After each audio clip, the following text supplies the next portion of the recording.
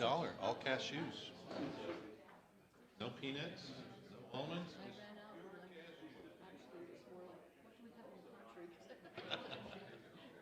And I found a jar of just all cashews. I just bought it. Timing.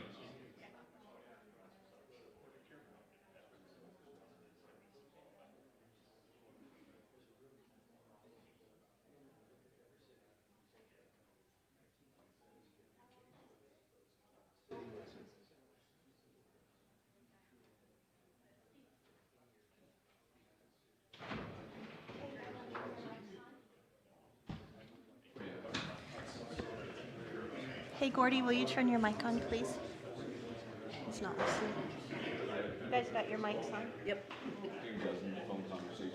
Okay, I'm going to start. Meeting will come to order. We welcome you to the Cache County Council meeting, Tuesday, June 8th, 2021. And this evening, our opening will be by Councilman David Erickson. I'd like to do my opening in a form of a prayer. Our Father in heaven, we're indeed grateful to be able to gather here in council and work with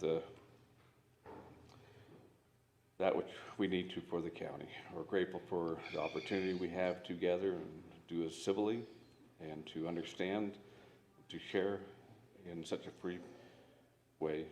We're grateful for the opportunities we have to look out after the needs of the county. We pray that we'll always be mindful for who we serve and how we serve, and that we will be able to understand and not elevate anywhere above those that we do serve. We're grateful for those that attend. Pray that they will understand and we will understand everything that is being said, and that that's just decided will be done with prudence, will be done with wisdom. Again, we are grateful for such a wonderful country, such a wonderful valley. And at this time we pray for moisture. We pray that we'll receive the necessary moisture to dampen the efforts of fire that is upon us, and to help us in our harvest and to be productive as thou would have us. We again thank thee for these things, and do so in the name of Jesus Christ. Amen. Amen. Amen. And if you'd stand, we'll have the Pledge of Allegiance. I pledge allegiance to the flag of the United States of America and to the republic for which it stands, one nation under God, indivisible, with liberty and justice for all. Thank you.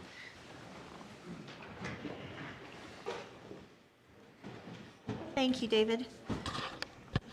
First item of business is review and approval of the amended agenda. I have a motion to approve the amended agenda. So moved. Second? I'll take one of those as a second. Okay, all in favor of approving the amended agenda? Aye. Aye. Any opposed? Okay, motion carries. Is there any changes or, I guess, any changes that need to be done for the minutes? I have two that I found. Okay, When we approved the agenda last time, it showed Gordon Zillis making the motion and seconding the motion both. I probably did. Stutters once in a while. Yeah. So that should be corrected. And then on page 3, talked about a comment I made, Carl Ward has mentioned, they have entertained late applications in the past, and the council agreed that late applications will not be accepted. What I said was that we have not entertained late applications in the Right. past. I remember that. That should be changed to not instead of. okay. Other than that, with those changes, I would move approval of the minutes. I have one more before we do. Okay, Page 2, 7A, Board of Equalization, said the motion was made by Dave Erickson to deny the request and seconded by Paul Borup. I don't believe I seconded that one because I voted against it, so. I didn't. Oh, yeah. That can happen, but it probably didn't happen. I could have, believe me, I don't know what I did 3 minutes ago, but I'm pretty sure I didn't do that, so. And there was one more, as I recall, David Erickson and I abstained from voting on the minutes of the May 11th meeting because we weren't here, correct? That's right. So, okay. So those corrections still stand with your motion? Yep. Is there a second? Second. Okay, moved and seconded to approve the minutes of May 25th with those corrections. All in favor? Aye. Any opposed? Okay, motion carries. We'll move now to item number 5, report of the county executive, and David Zook is gone, but we have our deputy, Bryce Mumford, here. Thank you, Bryce, for being here. Thank you, Councilwoman Worthing. First thing we have is we have an appointment from the sheriff's office to be Deputy Sheriff Jeremy Bear. I believe that does take an approval from the council, and so that's the only one of those that I have. If you want to do that first. Yeah, let's do that. I'll entertain a motion to approve Jeremy Bear as deputy sheriff. Move to approve? Second it? Okay, it's been moved and seconded to appoint Jeremy Bear as deputy sheriff. All in favor? Aye. Any opposed? Motion carries. And the second thing is we have the May 2021 expense report that needs to be signed by yourself. And I'm going to actually leave this for Council Executive Zook, and it needs to be signed also by yourself and the county clerk. So I'll pass that to you, and that's all I have. Okay.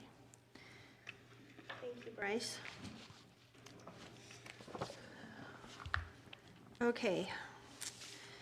We will move now to number 6, items of special interest. And we have the Bear River Health Department area plan. We have a representative there to present to us on that. Okay, well, come on up. Thank you for being here to present on this. Yeah, I'm Brock Alder. I'm the Director of Substance Abuse Services at the Health Department. We have Farron Weiss, he is the Director of Prevention Services, and then Jaylene McNeely acts as a Administrative Secretary. So I've been at the Health Department over 30 years now, and this is the first time we've had to do this. I don't know if it's just something we've missed all along, but anyway, this was new to us, and we're here to present. So the area plan, just real briefly, if I may, is just a plan that we submit to the state. That's where our funding comes from, most of it, or at least through them. And so every year we have to do an area plan that spells out how we're going to use that funding, things we've done, maybe a little bit from the year past, goals and things we're hoping to do in the coming year. And so it's just what it is. It's a plan for the following year, and it has to be approved by the county executive, and now I guess this board, and also the county commissioners. So that's what we're here to do. So I guess we're here to probably take questions. Like I said, not having done this before, I'm not sure, because the area plan, we could read it to you, but you don't have time for that, so. Here it is. It's exciting. Yeah. Does this guy tell the truth? He does usually, yeah. I don't know if I'd call it exciting. I mean, interesting maybe, but I don't know about exciting. Do you guys have any questions? Oh, go ahead, I was Carl. just gonna ask, when we talk about an area plan for the health department, just briefly, what does that entail? I mean, what is it you're planning for? Well, so there are 13 local authorities in the state, and each local authority has to submit an area plan back to the state office as to what we're going to do. So for us, and Beth is here for the mental health side, but for us it's regarding substance abuse services in the tri-county, or well, in the 3 counties here in northern Utah, as to what we will do to serve the citizens of this community with substance abuse service issues. So in a nutshell, that's it. Thank you. I guess the comment I might make here is I look at the situation that we went through last year, and you, in the health department, that was right smack dab in the middle of everything. And I guess I take my hat off and want to shout out that I felt that under the circumstances and the things that took place, you guys did a really good job. Thank you. You know, mistakes are made, but, you know, we make decisions on what information we have at that time. And what a challenge you went through, you know, and everybody looked at the different things that was coming out of the health department, and I want to thank your whole group for what you did. Appreciate that.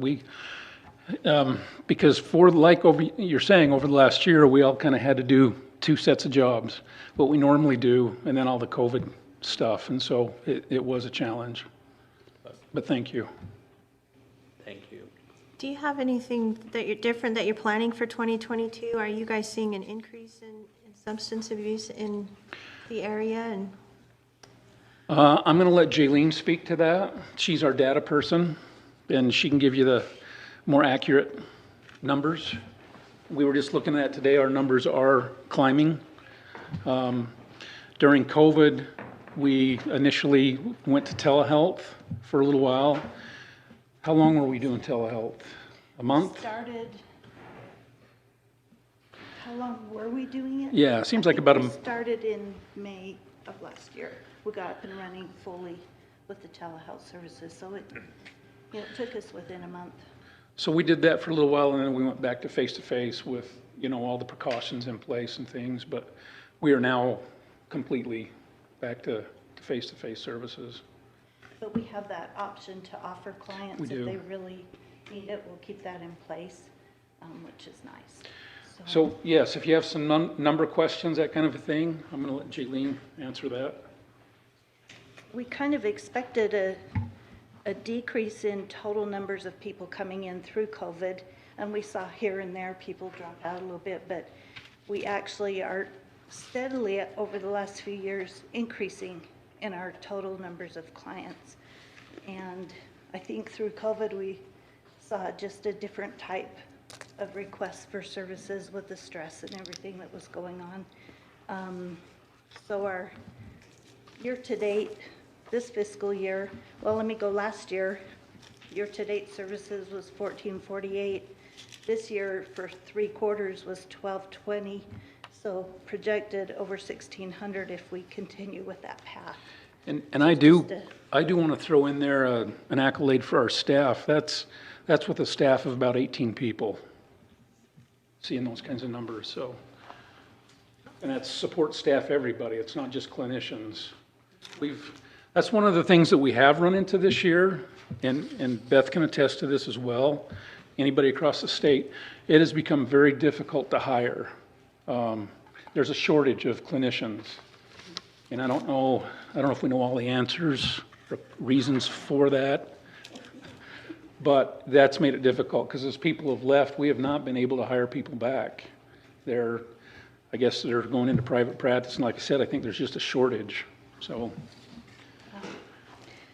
We track numbers as far as what drugs they're interested in using, how many are in drug court, what type of service, like outpatient, intensive outpatient. So if there's anything in particular that you're interested in, we have in the past couple of years increased our medication-assisted treatment services. So It's a fairly new thing. Yeah. So I don't want to run through like a whole litany of numbers if there's anything you're interested in. that was just a general question. So, kind of to follow up on that, so it was 1440 last year, and then you're projecting about over 1,600 this year. If you take that 1440, was that up? Yeah. Over what? What was So I went back to 18 for this meeting. Fiscal year 18, we had 1168. 19, we had 1381. This year, last year, 1448, and then this year. So just a gentle rise of a couple hundred each year. And as far as the substances that they're using, has there been any major changes there? I mean, we had opioids and different things that they would have an issue with, but then you've got different recreational drugs, alcohol. Is that mix changing? We're seeing that goes kind of up and down each year. Alcohol has decreased slightly. Well, no, I just lied to you because I forgot it was for 3 quarters. It's about 36% of our clients this year. Last year was 34%. So still alcohol, marijuana, and methamphetamines are those top three. And you've seen across the state the advertisements for the opioid problem and things like that. And I'm not saying it's not there. We haven't seen it maybe like the rest of the state has. And again, Yeah. I don't know why that is. Other than the alcohol continues to be the number one drug of choice in this area that people are abusing. We actually saw a little bit of a decrease. We saw down to 10%, and that was just about 1% each year for the past 5 years. So, but we have focused on it quite extensively, so that could be a good thing. Yeah. And maybe it's because of Farron's, what he's done with his group in the prevention area. We'll give him the credit. Yeah, that works. Any other questions, council? I just think that we've always had a really, really good relationship with the Bear River Health Department, but I know other places in the state have not. And that's probably what's triggered some of this, the area plan, bringing it to, the councils or commissions. And so COVID's kind of been at times in places it's been, We definitely feel that way too. I always thought we've had real good, we haven't always agreed on things. I sit in state we meetings. work through it, we get it done, I sit in state meetings and listen to people Yeah. talk about they don't get along with this group or that group. And I'm just thinking, we just have not had that problem up here. So thank you. Well, thank you too. It goes both ways, so. I do have a question. What age group, what's the age group where you're seeing the highest use of abuse? Our primary age group is within 25 to maybe 35, where we get the most clients. That could also be a result of the university in town. But that's that group, and then the next one up, 35 to 45. Those are the top ones. Thank you. Farron, do you want to just tell real quick what prevention services? So thanks again for letting us present. Really briefly, what we try to do with prevention is we try to reduce those numbers in Brock's group. We focus on the preventative side of substance misuse and abuse in the community. Deal a lot with the schools, a lot of interaction with city, county councils, and again, we get so much support up here. We really appreciate everybody's help. But with with prevention, we try to focus on risk and protective factors. Variables that put individuals at risk for problem behaviors, and build protective factors, those factors that protect individuals from high risk and negative and unhealthy behaviors. And that's our focus. We work with schools, work sites, healthcare providers in the community in general, have good partnerships to implement programs that way. So we try to focus, you'll hear the term more upstream prevention. Is what we really try to focus on. What's the real core root of why people are engaging in unhealthy behaviors? Great. In a nutshell, what prevention. Well, thank you. Thank you for being here. We appreciate that very much. And we have it later on the agenda to approve a resolution, but you guys don't have to stick around. You're welcome to go if you want to. Thank you. Thank you guys for all your help. We couldn't do it without you, so appreciate it. Thank you. And right along that line, we also have Beth from Bear River Mental Health to talk about their area plan that we also need to approve. So I just wanted to say, this is Brock's first time here, and I did ask him, I've been in my new role for about 3 years, and I said, Brock, how are you doing the signature thing? And he says, I never go do that. And I said, how are you doing that? So I want you to make sure he knows it wasn't me that made him come today. I would just add a little bit relative to your question on what the area plan is. The legislature does their thing and creates laws and different policies. That in turn goes to the State Division of Mental Health as division directives. And Brock and I kind of cuss those things division directives because it generally means that we have to cross more T's and dot more I's and do more. When I know Brock's going to agree with me, we have both staffs on both agencies are working really hard, doing really hard work. And getting that state money sometimes has a lot of strings attached and documentation requirements and data requirements and Jaylene probably experiences that as well. Historically, the process is kind of backwards, and when she called, I was on vacation, she called and talked to Trevor, and Craig would always allow us to just get his signature, and then, I hope you recognize me, some of you, I do come, and I try and share the changes that have occurred from one year to the next on the area plan when it's finalized. Right now, we're kind of doing a back and forth. I don't know if Brock's seen his emails yet, from probably 10 different employees down at the State Division of Mental Health who read that area plan, and it includes the data in each section. So for example, outpatient services. How many people are you serving in outpatient services, and how much of your budget is going towards outpatient services? We have to drill down to some real specifics on that area plan and describe in great detail what outpatient services includes with every single service that we do at Bearable Mental Health. So we did not print it out because it will change significantly. I get that there is a, gosh, we're supposed to ratify this. In all 3 counties in my travel, usually it's in August. We'll do that when they can see the document. Craig will sign it, Jeff will sign it, and then they know that I'll eventually show up and it will be done. But we appreciate whatever you need to do what you need to do to feel good about that area plan. So I did not print it. I made a few notes here. Like I say, I got back on Monday and I had actually even 2 meetings scheduled at one time on Monday, and today was full of management meetings. So if you want me to review some of those small changes or big changes that we made to the area plan, I will do that. Or I'm happy to come back when it's complete and do a more thorough presentation of our area plan. If you could maybe just give us a couple highlights so we kind of have an idea Okay, so in the next year. yeah, so the document itself, as we make modifications each year, it starts with where you were last year. And you go through these 125 pages with a fine-tooth comb and make it accurate. For example, we had to clarify a little bit further what we're doing on follow-up after hospitalization. It's very important when somebody goes into the hospital that when they come out, there is a plan for follow-up with them so that we don't have more problems later and they don't end up back in the hospital, or the chance of them ending up back in the hospital goes down. So we did some revisions to our process there so that we could try and get better outcomes.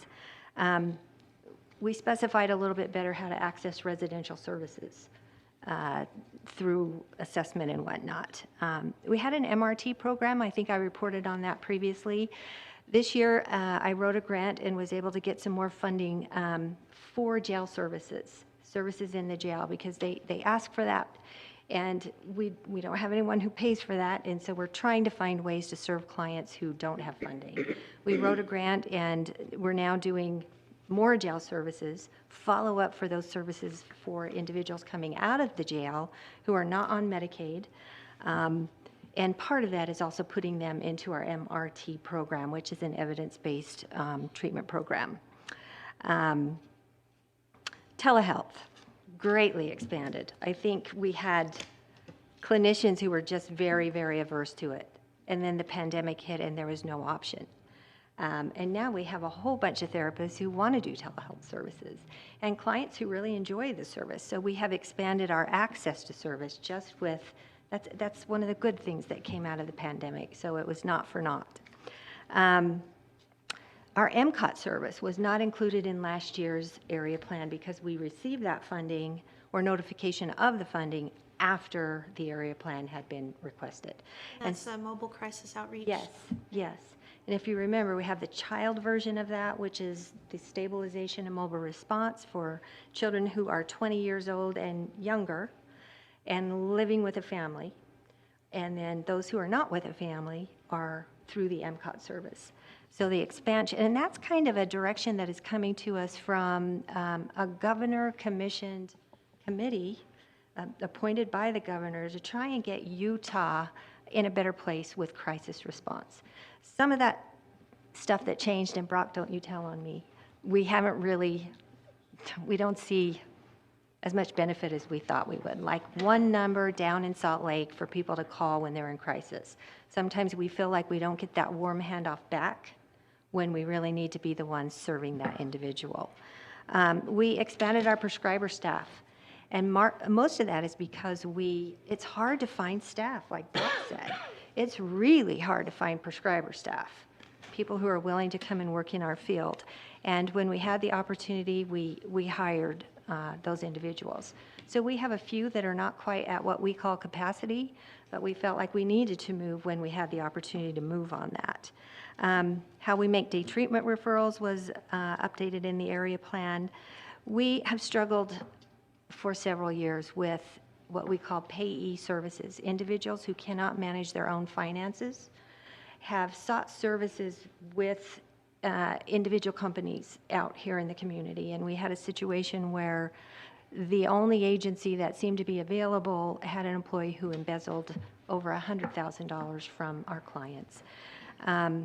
And we were starting to have problems again with the next agency that we used, and so we decided that we were going to bite the bullet and start providing services ourselves. And so we did a lot of research and tried to put some really good controls in place so that the finances of some of those very vulnerable clients are protected. And that's specified in our area plan. We hired an eligibility specialist. It's hard for people to navigate the Medicaid system. It was probably long overdue, but we did that. We have really expanded our partnerships in the community. Like just this morning, we were at the Cache County Chamber, I guess it was a special committee working on suicide prevention. And we've tried to just never say no to people who want to partner with us. And the state cares who we're partnering with, and they ask us about that. So we specify that also in our area plan. We spent a lot of money this year revamping our website. It had been a long time. It was badly needed, and kind of tried to have better social media presence, as that tends to be an avenue for a lot of people out there. A lot of the clients that we serve are what we consider severely and persistently mentally ill, and some of them don't use the internet. They don't even have the means to do that based on the funding that isn't there for them. But we're working on our website and our social media presence so that we can get more access out there to services. We've been really increasing help in the schools and have provided, I don't know if you've heard of the assessments that we're providing. It tends to be at least quarterly, where we go into the schools with master's level therapists and offer, students can sign up kind of anonymously to take a screening. And then we have people in the schools available for their family and the students to talk that evening, and then to also have a referral into good services as a follow-up to those screenings. And the schools, they're really turning out to be quite popular. I talked about using the Huntsman Crisis Line. The state's plan is a single access point for crisis calls, and that they will try and resolve as many as they can, and then they warm hand off to the community agencies, those that they cannot respond to. And our mobile teams then get deployed out to deal with those. We talked about how we get the word out on that. We visited with several police agencies and participate in the Cache County Unified Crisis Response team, which we've really appreciated Cache County's initiation of that and participation in that. I think Nathan Argyle, he's not here today, but just kudos to Nathan. He has been really good to try and pull different agencies together that can access that. Okay, and I'm thinking, what am I forgetting, Trevor? Anything major? Okay, so I will let you know when the document becomes available. And again, Brock is right, it's one of the most entertaining documents you'll ever read. Reed used to say, the director before me, if you can't sleep, pull out that area plan. And I hate to say that because what we do is so important. But as Brock indicated, we are so grateful for Cache County. I think part of the reason that you do have to sign off on it is that Cache County provides a maintenance of effort payment. to Bear River Mental Health. It's a match that is required, and it helps us draw down a lot of funding that helps us serve clients. We serve close to 4,000 clients a year. And again, most of these are severely and persistently mentally ill. And, you know, I'm so appreciative of my staff. I'm appreciative of the work that my partners do out there, such as Brock. And I'm glad that I get to be in this field. It's hard sometimes. And I think, what was I thinking when I, you know, threw my hat in for the CEO position? But again, just thank you. Thank you, Beth. Council, do you have any questions? Okay, thank you very much. Appreciate that. Okay. Public hearing, yes. Thank you, Barbara. Okay, so we have a 5:30 PM public hearing, so we'll skip down to that.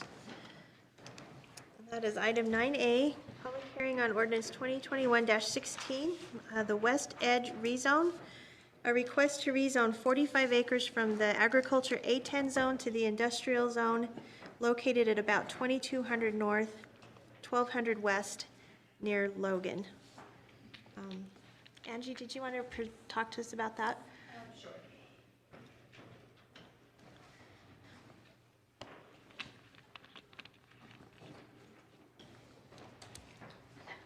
Not usually in this position, but yes, so you do have the staff report in front of you. It was a unanimous decision by the Planning Commission to recommend approval. We had one little issue with the survey and the exact legal description because it doesn't cover both parcels listed. It's one full parcel and a portion of the other. But we do have the correct and full legal description as Exhibit B of the staff report. That would be rezoned to the industrial zone. But other than that, I believe the applicant is here as well, but I am available to answer any questions that you have. We vetted this fairly thoroughly before. Okay. Well, this is a public hearing, and so we'll open it up. If there's any members of the public who want to comment on this, if you'll come to the podium and state your name and address the council. And don't all jump at once. Move to close the public hearing. Second. It's been moved and seconded to close the public hearing. All in favor? Aye. Any opposed? Motion carries. The public hearing is closed. And the other public hearing we have is at 6 o'clock PM. So we'll hold off on that because that has to be at 6 o'clock PM because it's a budget item. So we will move. And Angie, if you can stick around in case we have any questions when we get to the ordinance part of it. We will move to item 6C, the animal impound facility update with Sheriff Chad Jensen.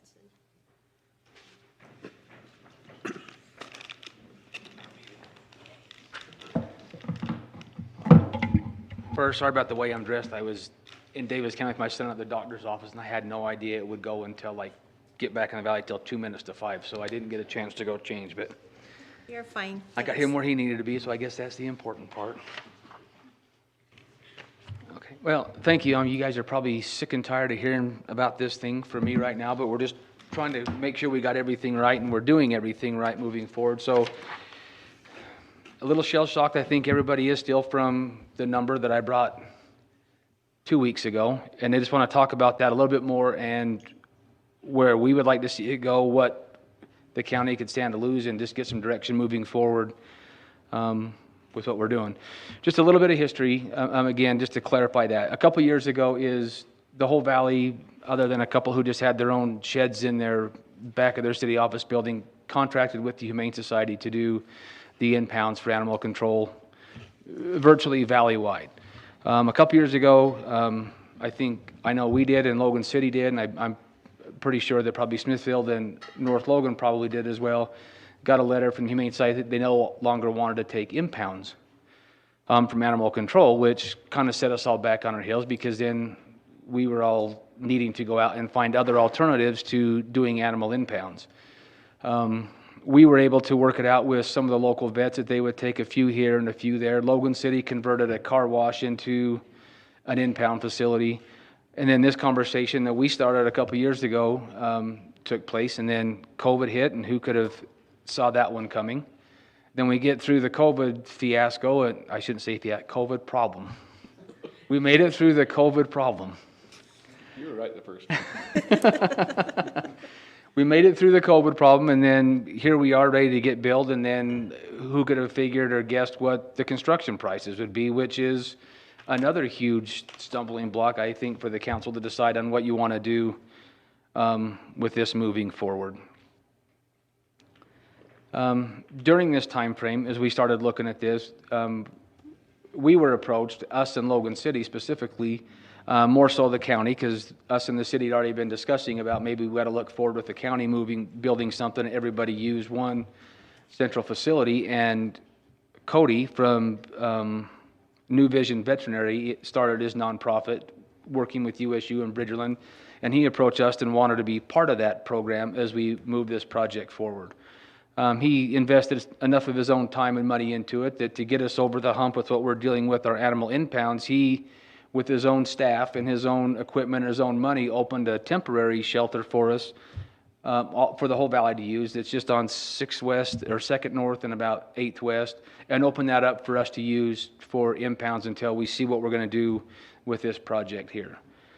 He's taken those pretty well. He's, whatever income is coming with that is he's just getting from the pet owners themselves. He's not billing or charging any of the government entities to use the service that he's brought to us. Again, he's hired his own staff. He provides, if we move forward with the project, let me just move to the next piece. If we move forward with the project, what we get with New Vision is, and I think I sent everybody a copy of the MOU. I think everybody got that, and kind of how the responsibilities would be broken down. You've read the whole thing, so I won't go through it in too much detail, but the way that we've kind of foreseen how this would work is the county would run the front half of the building, which is the business side of it, and doing dog licensing and taking fees and doing all the things administratively, and New Vision would take the back end that deals with all the animals, which would be veterinary care, cleaning, grooming, pens, feeding, all the things that he wants to be part of so he can get the education piece for the students that he wants to bring part of the program. If he's not part of the program, and if we move forward and build it and he's not part of it, that's a cost that the county and the cities are going to have to pay for.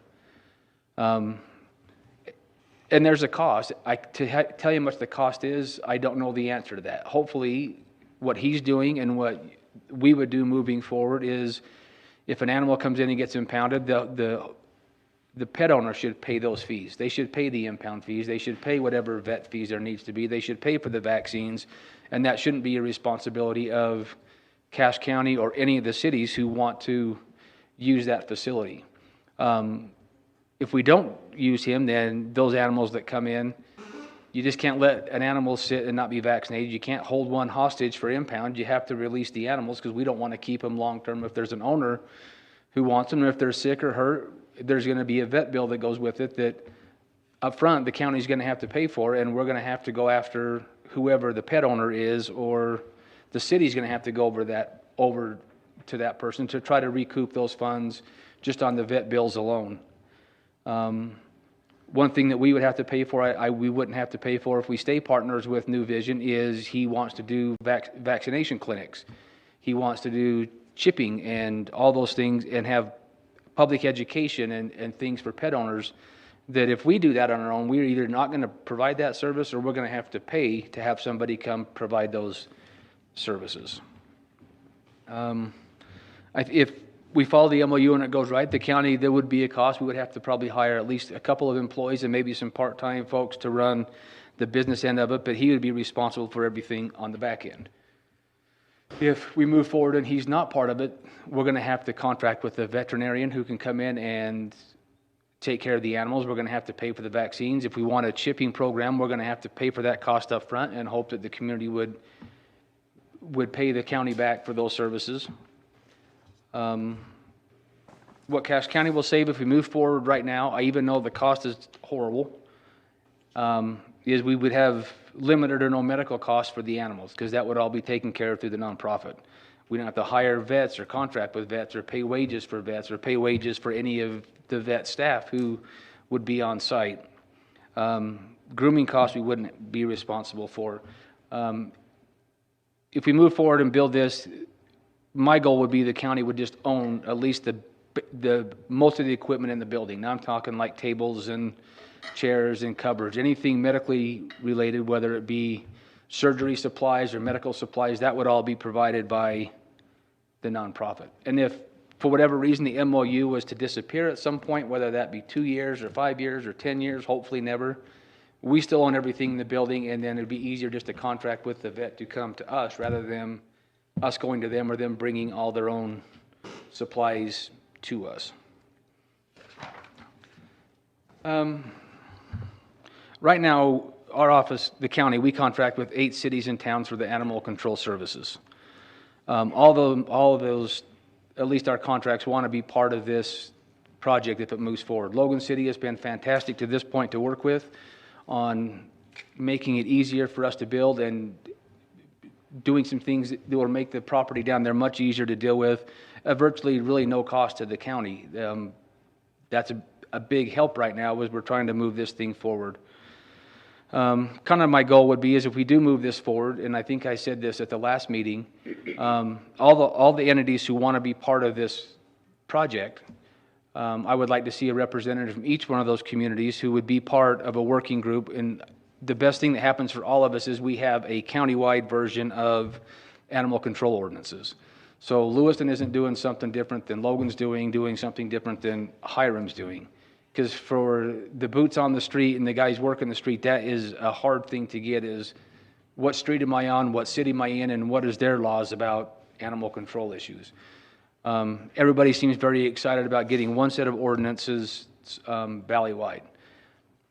A fee schedule valley-wide would be great, because right now if we impound to a certain vet, they might charge $55 a day for an impound, and somebody else charges $35, and somebody else does it for $25.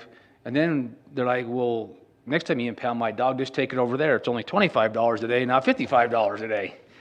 So I think coming off with the one set of fees that everybody can agree to that we would move forward with in one facility, it's the same valley-wide, same ordinances, same fee schedule.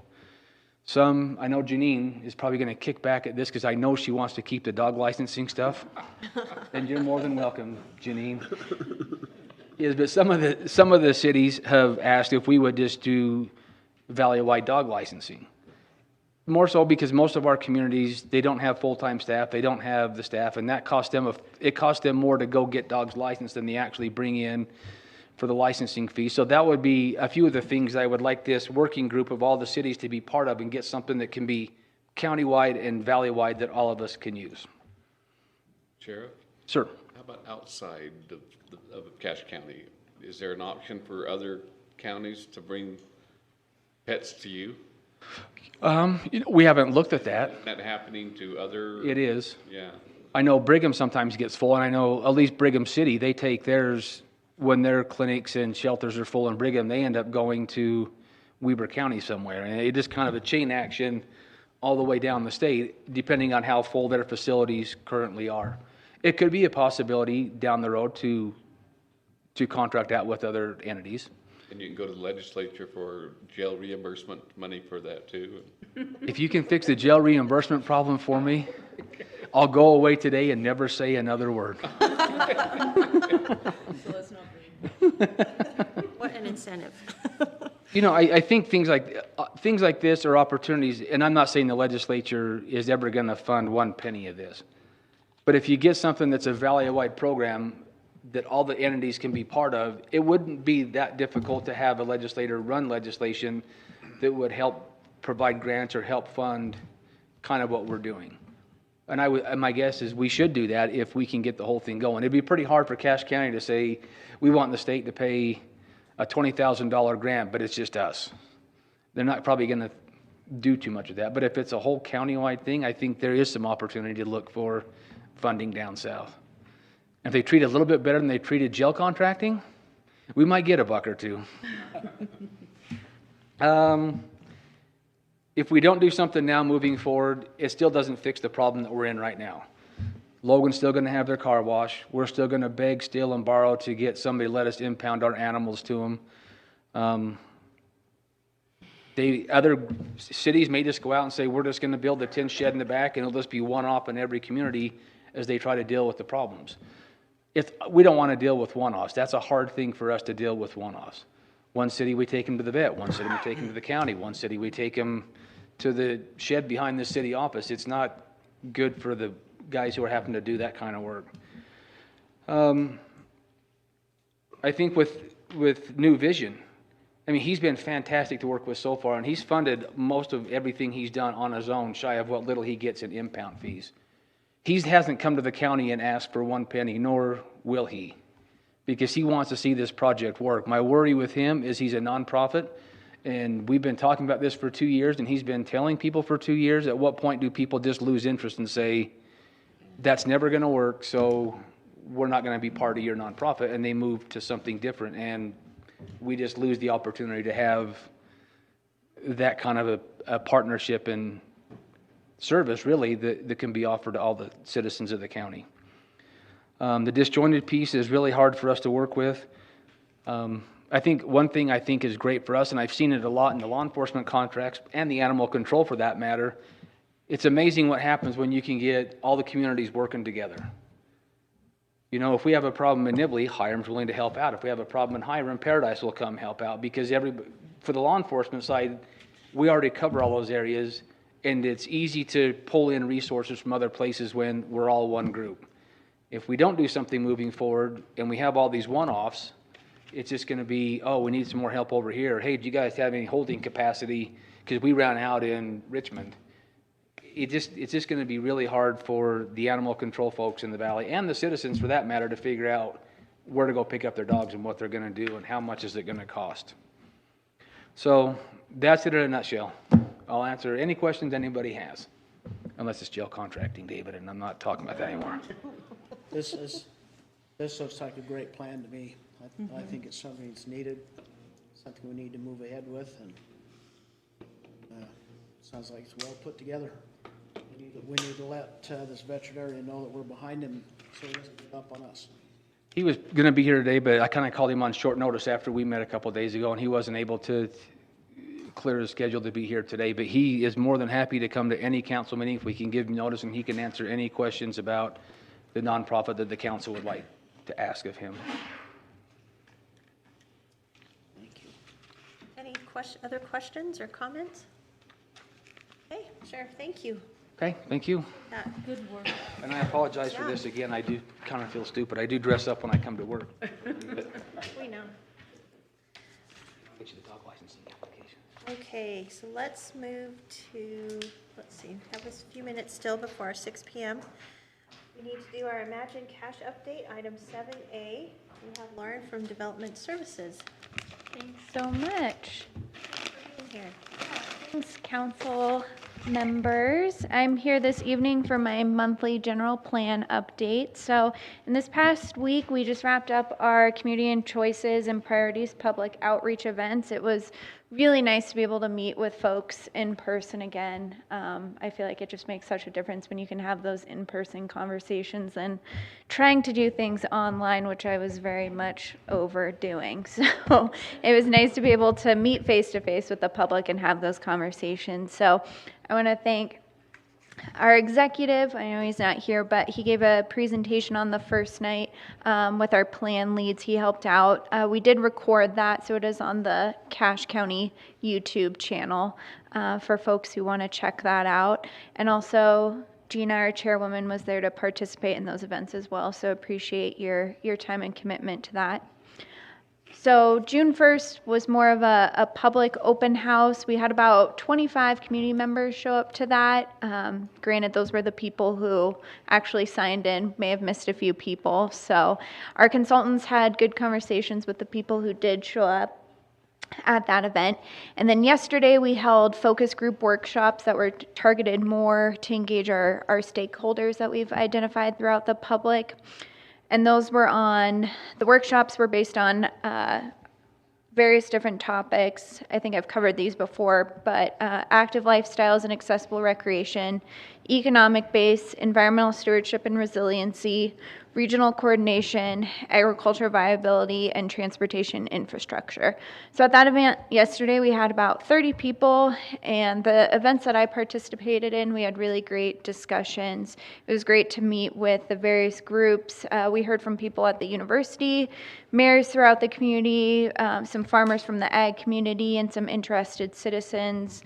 I do feel like we were missing from our smaller communities outreach to those folks. So that was a group I wanted to hear from, and we didn't quite capture all of the smaller communities throughout the valley. So I did do a quick debrief with our consultants yesterday, and out of the conversations that they heard, they don't think that there's anything drastic that they heard for the course of the plan that we're going right now. So they're working on a summary of those events, so we'll have those available for you next month on what we heard that I can share with you. So next phase is going to be the policy development and implementation phase of the project. We'll continue to do our public outreach, but just online format for that. We're kind of done with the big in-person events. And then after that, we should have a draft to you all by the fall. I'm crossing my fingers. With that being said, I do know that this feels like a never-ending, ongoing project, but I just want to reiterate to you all that despite the ongoing efforts, and I know that burnout can happen with participation with these type of things, but just to be champions for this project and how important it is for our community. So I know that there's events that you all go out to smaller communities, so just addressing when you meet with those people to stay engaged and and I'm happy to, I know you guys have some public events coming up throughout the summer, so if there's any information that you want me to prep you with for that, I would be happy to do so. I also,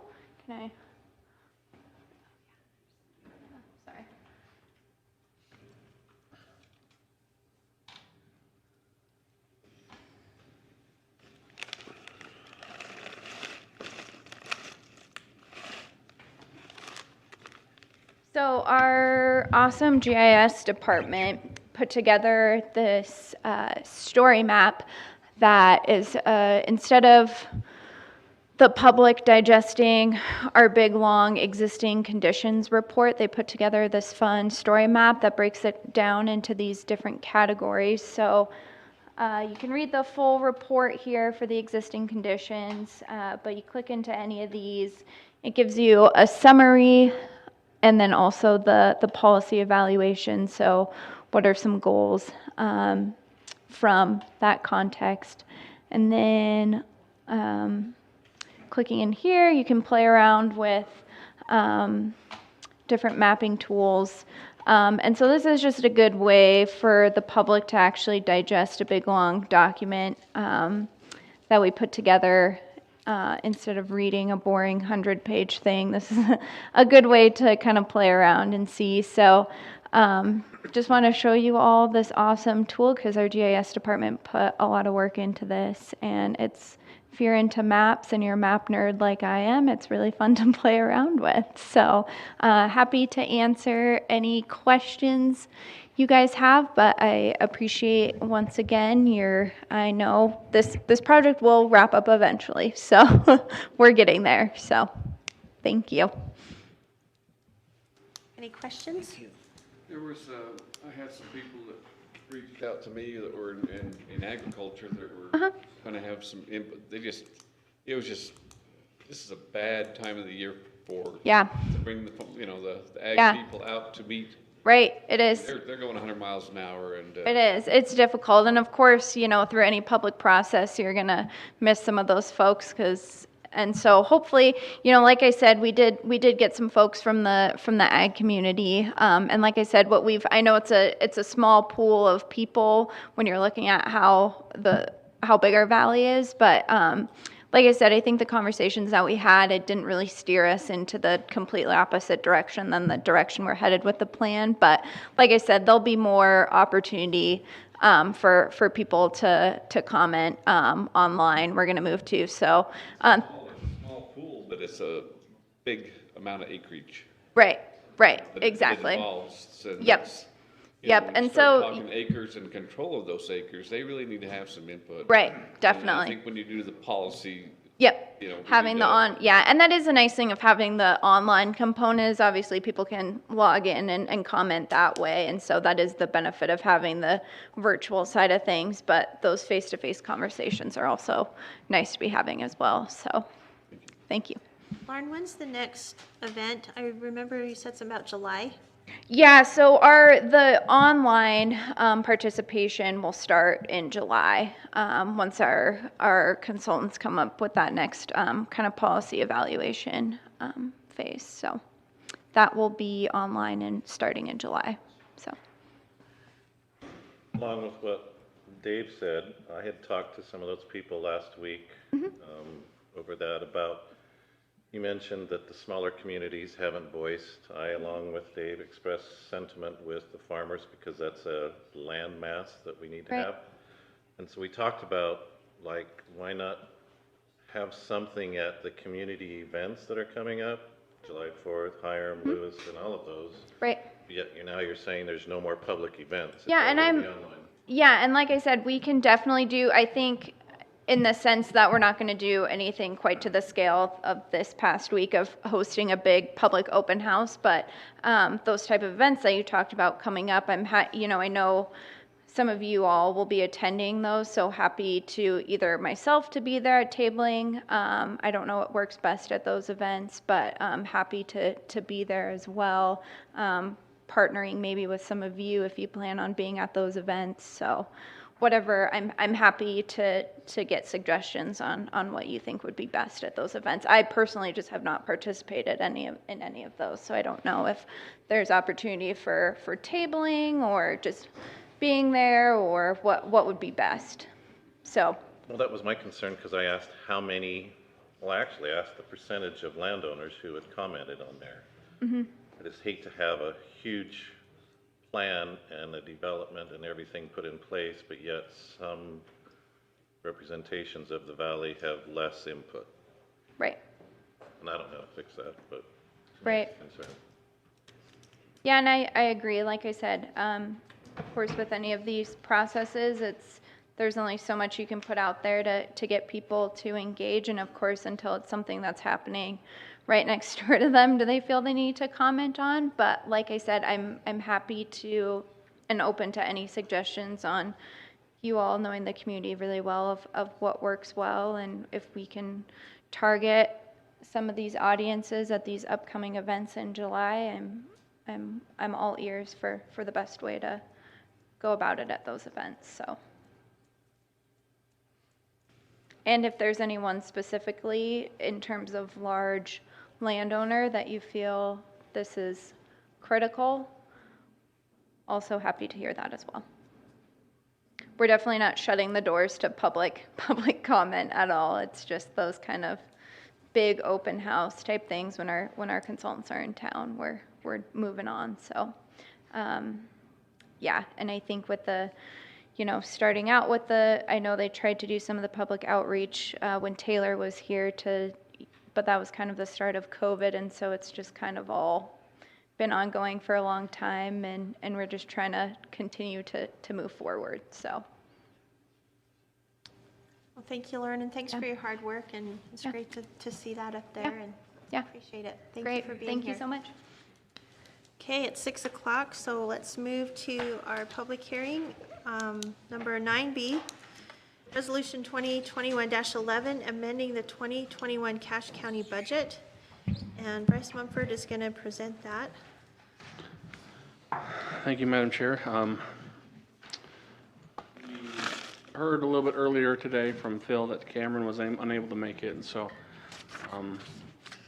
Phil and I are going to be, doing this. If you have any questions that you feel as you go through this budget amendment, we have given ourselves, I think, 2 weeks before adoption, save one item.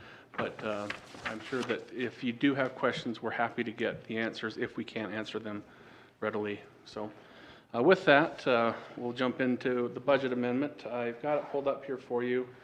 And the lion's share of the budget amendment, of this general fund budget amendment, is going to be from the transfer that we're using to help the sheriff build the animal impound facility. As you recall, we had budgeted $2.165 million towards getting that funded, and we were short.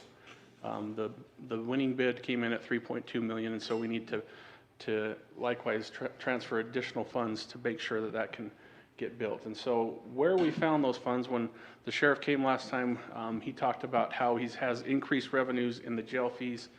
While that's true, it also happens that we budgeted for a large majority of those increases. And so on the line item up there, under charges for services, we do have some money, about $200,000 that we're estimating will have additional revenue, and that's due to the increase in the daily rate with regard to the state fee. And then the next one down is the federal fee, and there's an increase of about $100,000, totaling $300,000 total that we anticipate we can move and help to offset the increase, the $1.2 million increase that's in this budget. And then, as you scroll down here to the very last item right here, the appropriated fund balance. So last year we had a fund balance surplus from sales tax of about $438,000. We would propose taking $400,000 of that surplus and moving that to pay for this. And then this year we're on track right now for about $697,000 in surplus, again from sales tax. And so we would propose taking $500,000 of that and putting that towards the $1.2 million that is needed. So that's one of the largest pieces of this general fund transfer. You can see it's $1.79 million of money that's being proposed for this, and so 1.2 of that will be for the jail. And there is a request that if the council is comfortable with that, moving that out of this and approving that tonight so that the sheriff can get started working towards that. So a couple of the other ones I wanted to bring up, the public defender position. Right now we have public defenders that are contracted with the county, and we receive from the state an indigent defense grant, which is about $180,000 a year that we receive from the state to help us pay for our public defenders. With that grant, there are certain parameters that we're supposed to work within, and there's concern that we aren't meeting those parameters with the way it's currently being run. And so, Terrell could speak with a little bit more clarity to that, but basically what we're proposing that we do in order to get a little bit more control over that is to put in place what's called a public defender manager. And that would be a county employee that would answer to the executive, who would be able to oversee the public defender's process, make sure that when we contract with a public defender that the process is followed the way that the grant stipulates. And in addition to hiring a public defender manager, we also propose hiring a paralegal / grant coordinator that we could offset some of that funding with the grant as well. And so those dollars right there, $87,700, would be about the estimated total minus what the grant paid. We have some funds that the grant would pay that would contribute to that, and so the $87,700 would be the county's responsibility to get these two positions in place, where the grant would fund the remaining balance of that. And then the benefits would be about $43,000, and we'd anticipate removing $63,000 from paying for those attorneys, and that could go towards offsetting that even further. So, but it would require us to get office space for them, provide a place for them to gather, because right now when they get paid a contracted rate, then they have to pay for their housing, or their offices, have to pay for their staff, have to pay for their paper, they have to pay for their bar association dues, and so we would propose maybe trying to offset some of that for them through this process. And so right now we have written a public defender manager position to go out for hire, assuming this gets approved by the council. But that's kind of the proposal. Are there any questions with that? And the paralegal? both of those. The paralegal hasn't been written yet, but the public defender manager has been written, yes. I mean, I do have a lot on that one. I'd really like to understand that process more. It seems like we're adding in a big layer. So yeah, it's going to be a total of $129,000 that would be added to the county's responsibility. And I mean, you know, what are we missing in the grant? And what are we going to do to, we're still contracting with public defenders, right? I mean, we're still going to do it. This is just giving the outside counsel a boss? pretty much. So basically, right now, we have grant responsibilities. We have to report our grant findings to them. A lot of that's not getting done. And so we don't really have someone who is working for the county besides Terrell. Terrell has kind of stepped in and really helped to get this back on track. But there are a lot of issues right now with reporting that we feel could be solved by putting a public defender manager position in place, hire them with the county, and then go out and administer the grant more appropriately. So happy to, sit down with you and talk with you about all of the differences.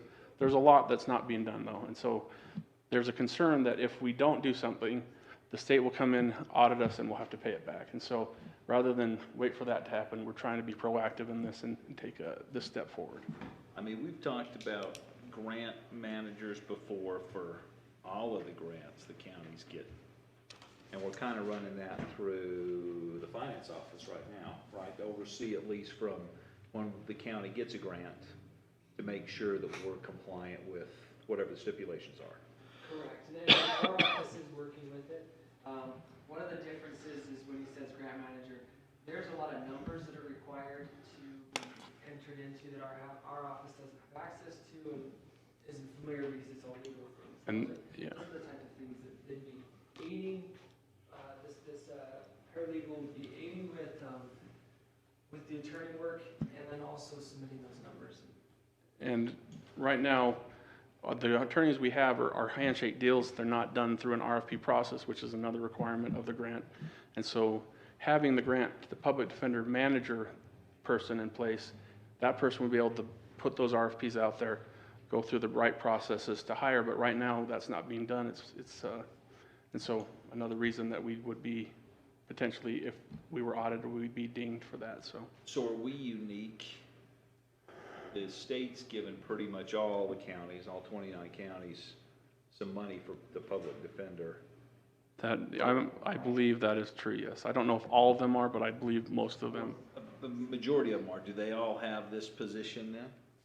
No. I think this is the direction that we would like to go, and Terrell probably could speak more about this than I could. She's been on the front line. She's the one that's doing most of the work. This is just kind of our proposed solution to make sure that if we do get audited, this seems like a proactive approach in order to stop, so we don't have to pay back the money potentially. So you want to answer that? And I apologize, I had a cyst removed, so I'm wearing flip-flops today. So I took over the grant because we didn't have anybody running it, and I didn't want the county to have to lose it. And it's been a real struggle, just to let you know that the Indigent Defense Commission has been a little concerned about somebody out of the county attorney's office working on the grant. But we're going into grant the third year. I did the application, and I believe we're going to get the majority of the funding that we requested. Some places have a grant manager that's in part of the county.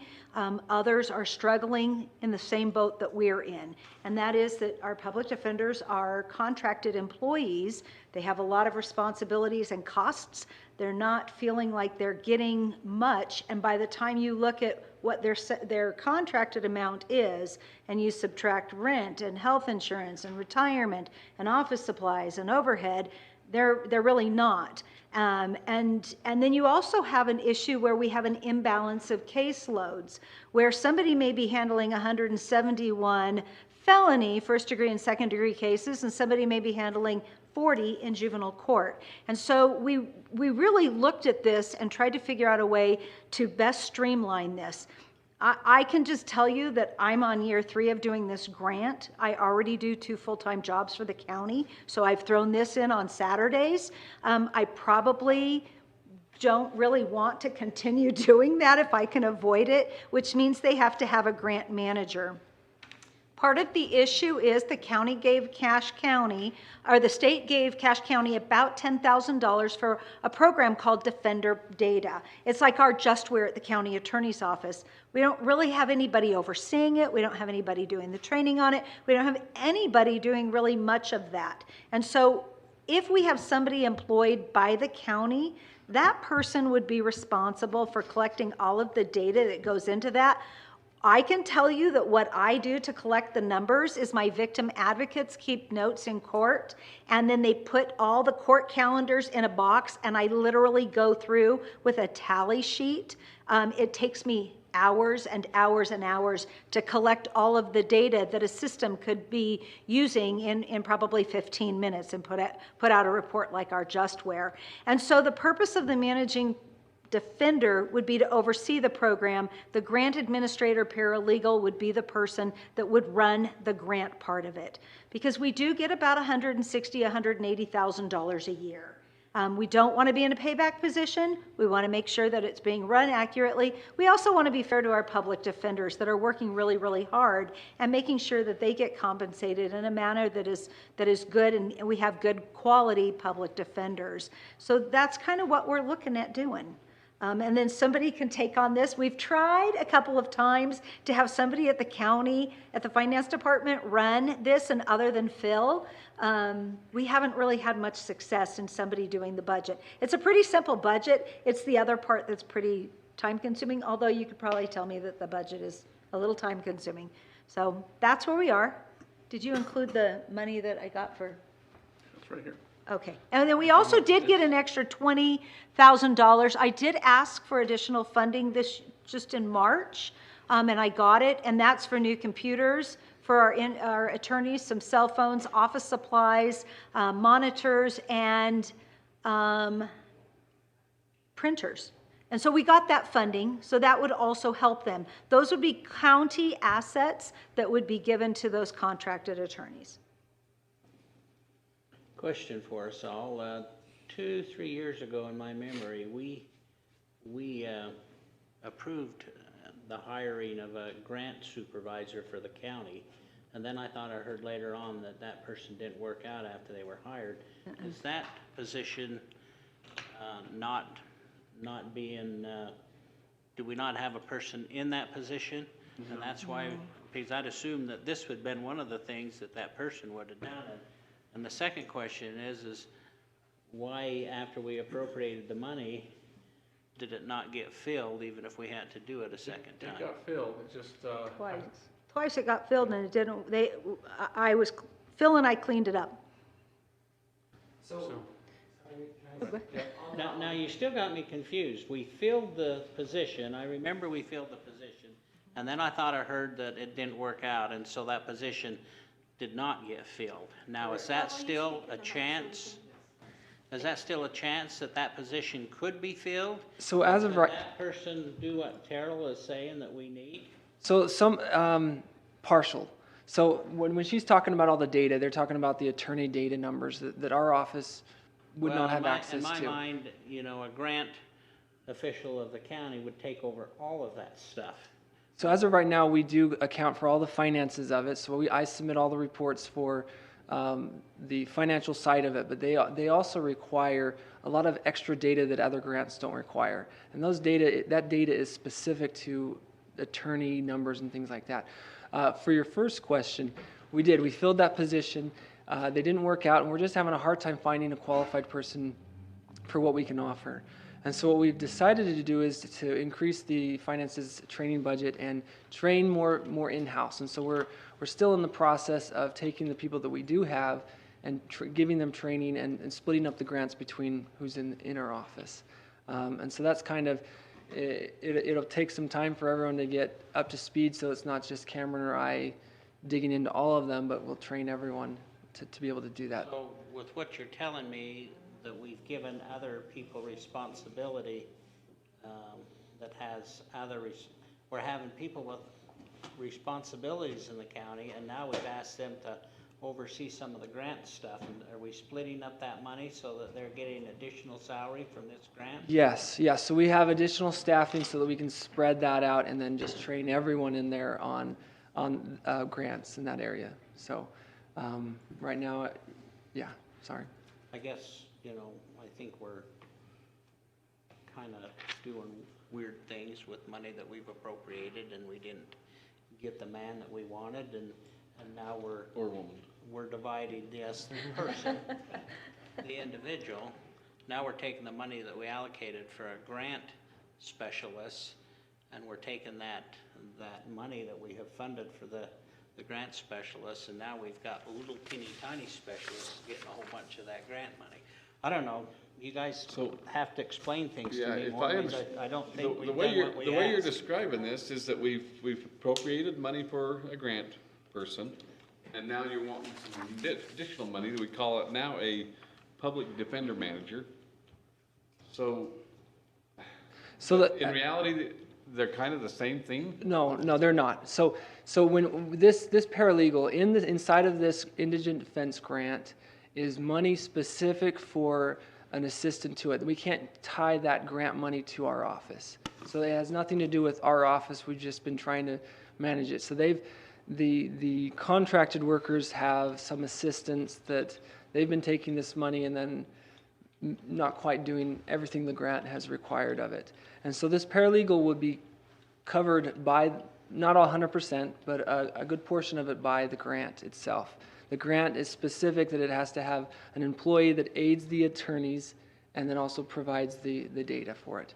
And so that can't be tied to our office. So that is separate from what our office has been doing for this grant. So this job couldn't be done by the grants manager and us get reimbursed for it. But the grant has specific money in it that we can hire someone to run the grant and capture the data and all that stuff. About $36,000 we can offset of the salary to do that. I guess the thing that I would like to see in my mind be done, and that is to give a complete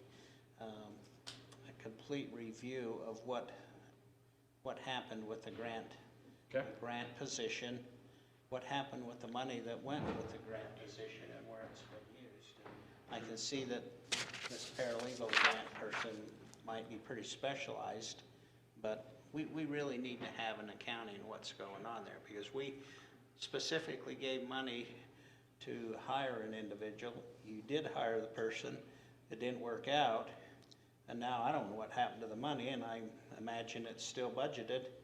So I would appreciate that if you would come back and give us a specific thing of what happened with that grant position and what's been going on with the grant money, and then we can maybe talk about what we want to do with this. We've allocated money for a specific job, and if that job now is being farmed out to other individuals, and then that money's going to them, then those other individuals that were hired to do other things, apparently there's going to be some competing, I'm sure the job gets done, but these things need to be clear. We don't want to have all these people showing up on Saturdays to get their bonus.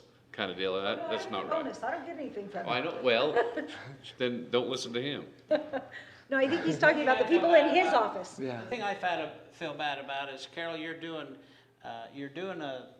an additional amount of stuff, and I don't know if you're being compensated for it. And so I want to see. Yeah, I want to see what's going on. Yeah. So, and this is kind of our approach to try and remove that from Terrell and have someone that we feel like we could move forward with and still get the job done and abide by the grant regulations. So, well, if we can hire somebody to do what Terrell's been doing, plus all the other things that we hired him to do, I'd be really excited about that. I think I know that David is interested in taking a look at all of the grant, what we do with grants and revamping that. So that's part of his year plan. So I don't know if he's talked much with you about it, but we can certainly do an accounting and show you what happened with the money that was allocated for that grant manager, where it was repurposed to, and what that money's doing now. I would like to see that. Okay, we're happy to do that. What else does this public defender manager do besides the grant? And is it possible to make it a part-time, half paralegal, half public defender manager? So the initial thought was to have them be commensurate with what the county attorney makes. And so that's why it's a little bit higher salary, because you have the attorney who does the prosecution, and then you know, have this adversarial relationship. And so one of the complaints that we heard from the current public defenders is that there's an imbalance. And so this is an attempt to try and bring that more into balance. And the public manager defender would still be an attorney. They would still argue cases, but they would balance the load across their attorneys that they have on contract and manage hiring of those attorneys and oversee kind of the office and how it's run. So all of that was kind of envisioned when we put this position together. You called it a paralegal, though, not a... No, the paralegal is a separate employee. The public defender manager is an employee commensurate to what the county attorney would be. So they're going to be an attorney. They're going to have experience with defense, and then they're going to manage the contracted attorneys on their staff and make sure that all of the stuff that's required as part of the indigent defense grant is done correctly, and they would have a separate paralegal that would help with the office.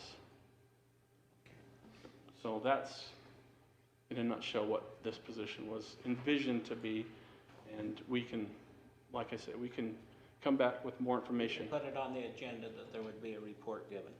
Yeah, absolutely. Janine? This is going to be housed in the attorney's office? No, so the thought right now was to put them in the old CJC building. And the Friends would then have that revenue, and they could use that potentially for the CJC. Am I reading that right, though? 2 computers and furniture, 14.5. Then grant funding for computers and equipment, 20,300. We even have to pay for snow removal and lawn care. For one purpose. Yep. That's pretty high for 2 people, is it? So I think we pulled the numbers based on what we're currently paying. Yeah, so the 20,000 that you're seeing, the grant funding of the computers, that is going to the current public defenders. The line item 2 computers and furniture would to set up this program here. The 20,000 is being offset by revenue, so the bottom line isn't a full 129. It would just be the 109. So the 20,000, we got a grant for it, and so that's accounted for earlier, but the 14,000 doesn't have a grant. Okay. But we pulled these numbers as part of what it was costed, what we had currently budgeted for the CJC, and so that's where those numbers all came from. How many public defenders do we contract with right now? 6, yeah.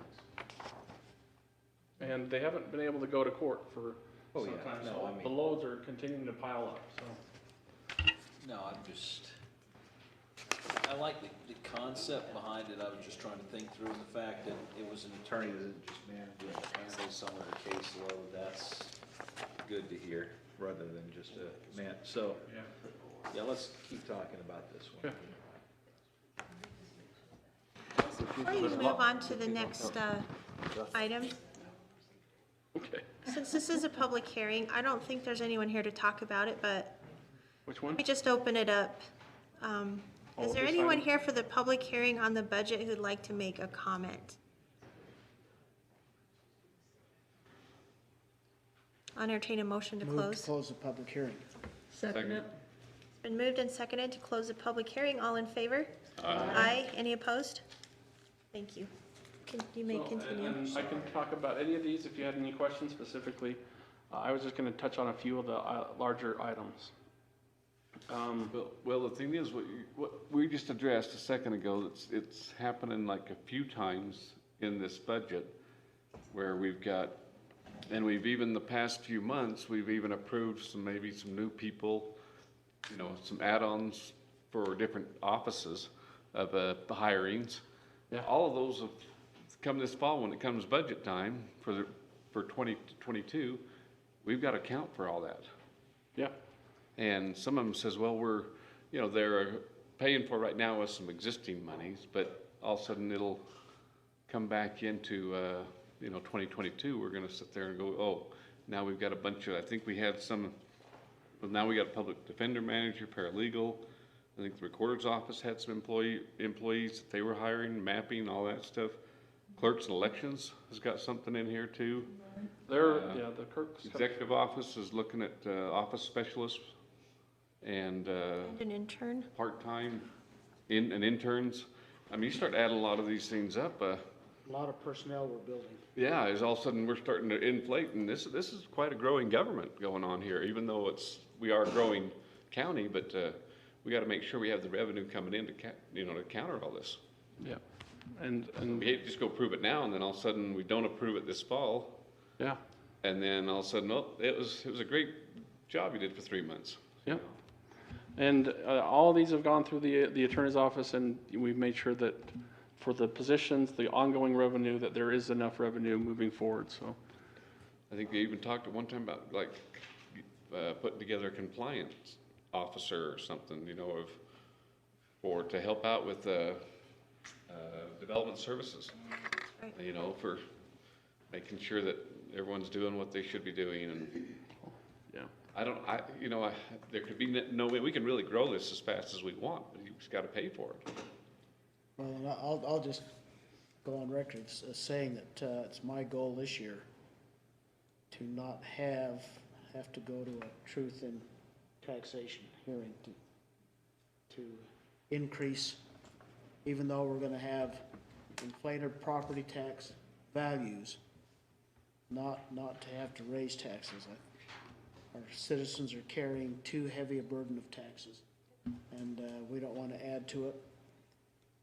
We want to cover those things that are essential, but we don't want to provide for things that are not essential and have the taxpayers foot the bill. And Jack, when there are some things in this budget that we've talked about, we've got things that we need to add. We definitely need to have a few adds to staff, and some of those are in there that we've talked about. There's some of them, a lot of them, that are kind of surprising, actually. Yeah, Bryce, I have a question, and you and I talked about this before, but the new full-time facilities manager for the road shop, that was kind of a surprise to me, speaking of surprises. Can you talk about that? And then I've heard that perhaps this person's already been hired, and if so, that's a concern to me that was hired without council approval. Yeah, I think Matt, you want to address that? I'll get down to it.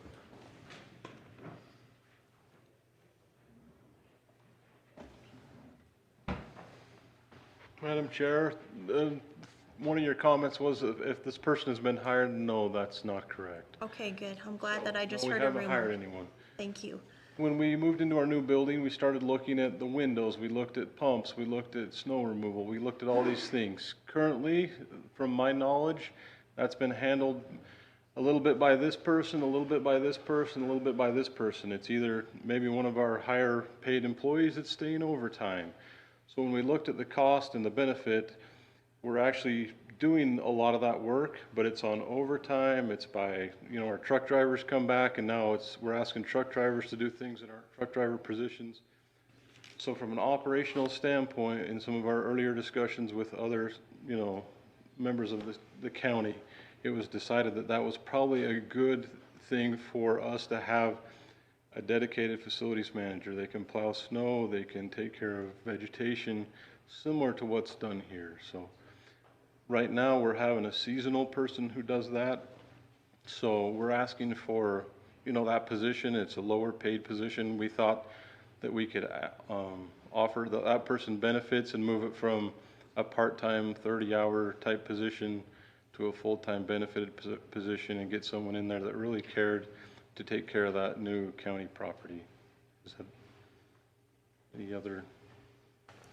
Yeah, we've talked about this before. There's several of the county facilities. Yes.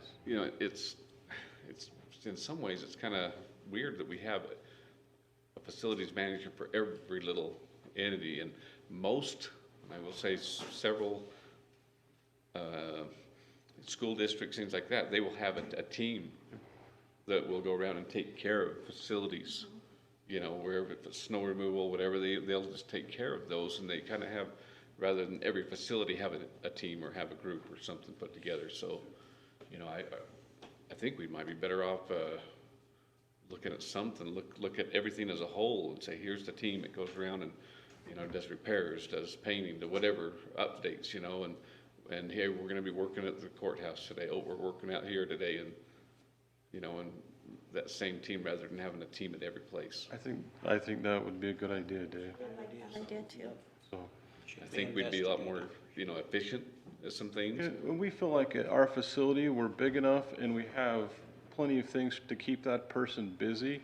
You know, we are moving into a new building, so some of the discussion has been, well, you don't need a lot of maintenance in a brand new facility, right? But that's a good time to start. That's a good time for someone to be familiar with it. You know, we already have had a few things here and there, but we've hired a cleaning staff, so we've changed, you know, our older facility to our newer facility, and we want to do our due diligence to keep that facility nice and to keep things operating, to keep doors, to keep windows clean, to keep pumps going. You know, we didn't think it was really that fair to bring your truck drivers who are driving their 10 hours and then come back in and make them clean the whole building and do those types of things. And if they were doing it, then they couldn't be doing the job we had hired them for. So it just didn't make sense to be pulling a little bit of time from each of our staff members to maintain the facility when we can be more productive in having someone do that full time. So budget-wise, it's not really changing us budget-wise. We are asking for that this year out of some of our asphalt budget, but really, as we look at the budget for next year, that's really part of our budget. We're not really expanding our budget that much, so. Are the extra duties that these employees are doing, is that considered overtime? Or? Sometimes it is. So some of our upper management, if there's issues or there's pumps or there's different mechanical things, maybe it's heating, maybe it's, you know, doors are broken and they need to be fixed. Sometimes that did fall on some of our upper management to work on a Saturday or an overtime. So it will help with overtime. But, you know, if you've been to the road shop, you know, it's probably lacked in maintenance, and that's probably wise because we didn't have full-time staff. After you've been out in the sun digging pipe and doing road work for 10 hours and you come back and now someone wants you to fix things, it's not easy. So we're trying to stick with overtime and those types of things. We just felt it was better to just have that position as dedicated and not try to pull resources from each person that worked there. So. What kind of savings do you think you would have by hiring this position as against paying overtime? There would be, I don't have an exact number. I just know that if we don't have a dedicated position for that, it's going to be coming out of each person. So that really is lost time doing other things more than seeing, oh, we're saving money. It's just, they should have been doing another load of gravel, or they should have been out doing more chip sealing, or they could have been grading roads, and instead they're in there doing maintenance facilities. So it's more of lost time in the field for the people that should be doing the other positions that we've hired them for. And they're not really maintenance people. You know, that wasn't what we hired them for.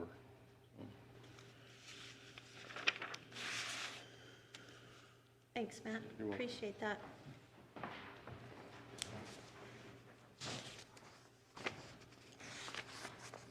Council, did you have any other questions that were sticking out on the budget?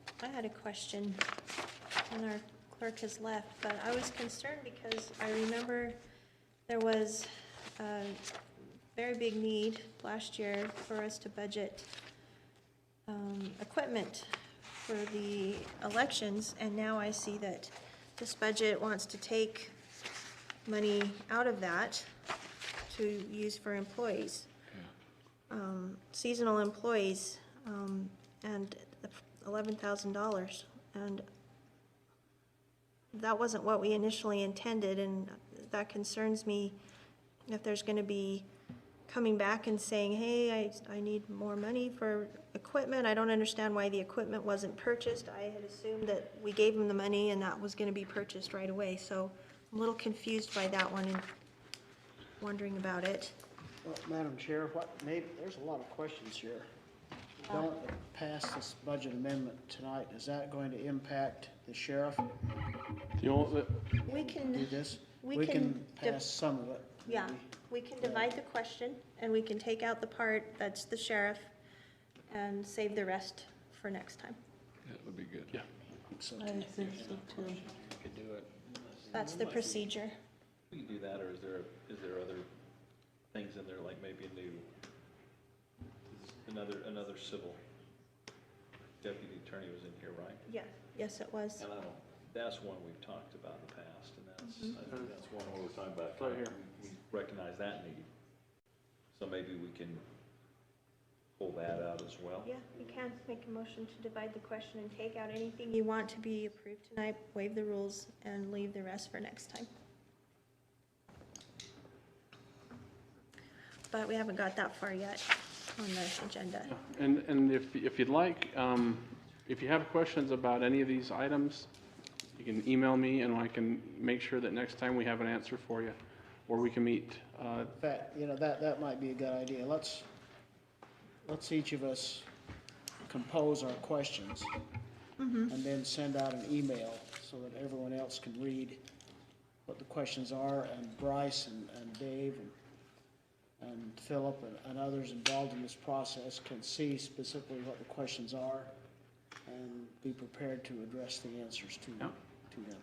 I think that's a good suggestion. Madam Chair, why don't we make a list of the things that we feel that we need to approve tonight because of a timely matter, and let's make a motion to go ahead and approve them, and then the other things, let's hold off until we go through what we just discussed. And I'd make that as a motion that we go through these items and pick out the ones that we want to approve tonight because of time constraint, and then let's hold the other ones over until another meeting. I'd start off by the one that with the animal facility, that's one that I think we need to move ahead with so that we're able to get that going and give the okay so that it can move forward. Okay, if we want to do that, then we should move down to item 11B, resolution to amend the 2021 Cache County budget. And we'll skip over 11A for a moment on the West Edge rezone, and let's just address this since we're talking about it, and you have a motion.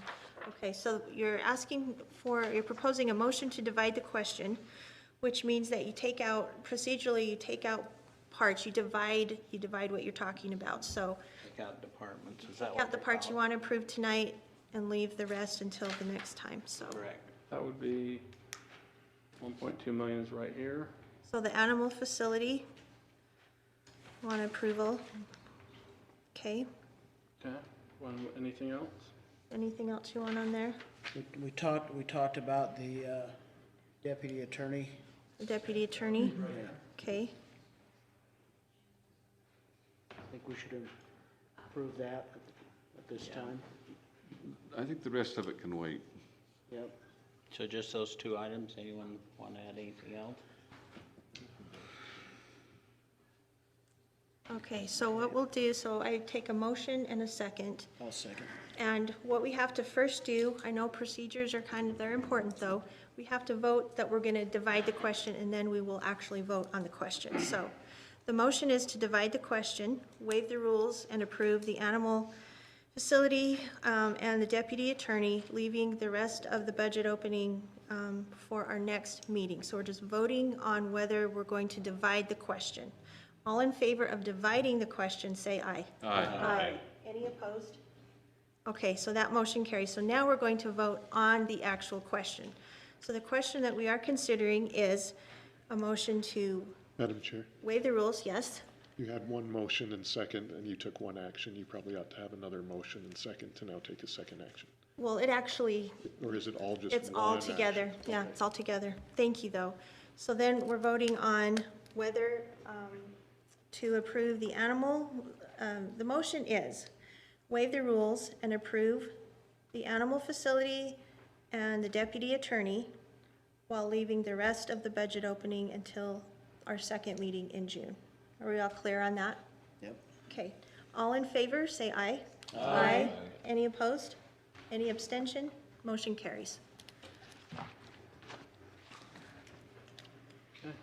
Wow, that was the most technical thing I think I've ever done. Okay. I'm pretty impressed. You did well. Yeah. Thank you. Good for you. Thank you, appreciate that. Okay, so then we will move now to 11A, the West Edge rezone. Initial proposal for consideration of action. I'm getting a little tongue-tied now. Council, would you like to take any action on that? I would waive the rules and make a motion to approve ordinance 2021-16 West Edge rezone. Second that. There you go. Okay, so Barbara got that second, if you want to get that, Bryson. I know sometimes there's a competition, so, I do have a question real quick. yes. So with the last motion, so Yes. did Gordon and Carl do the motion and second? Motion. Yeah, Okay. it counts for both, it counts for both. Yeah.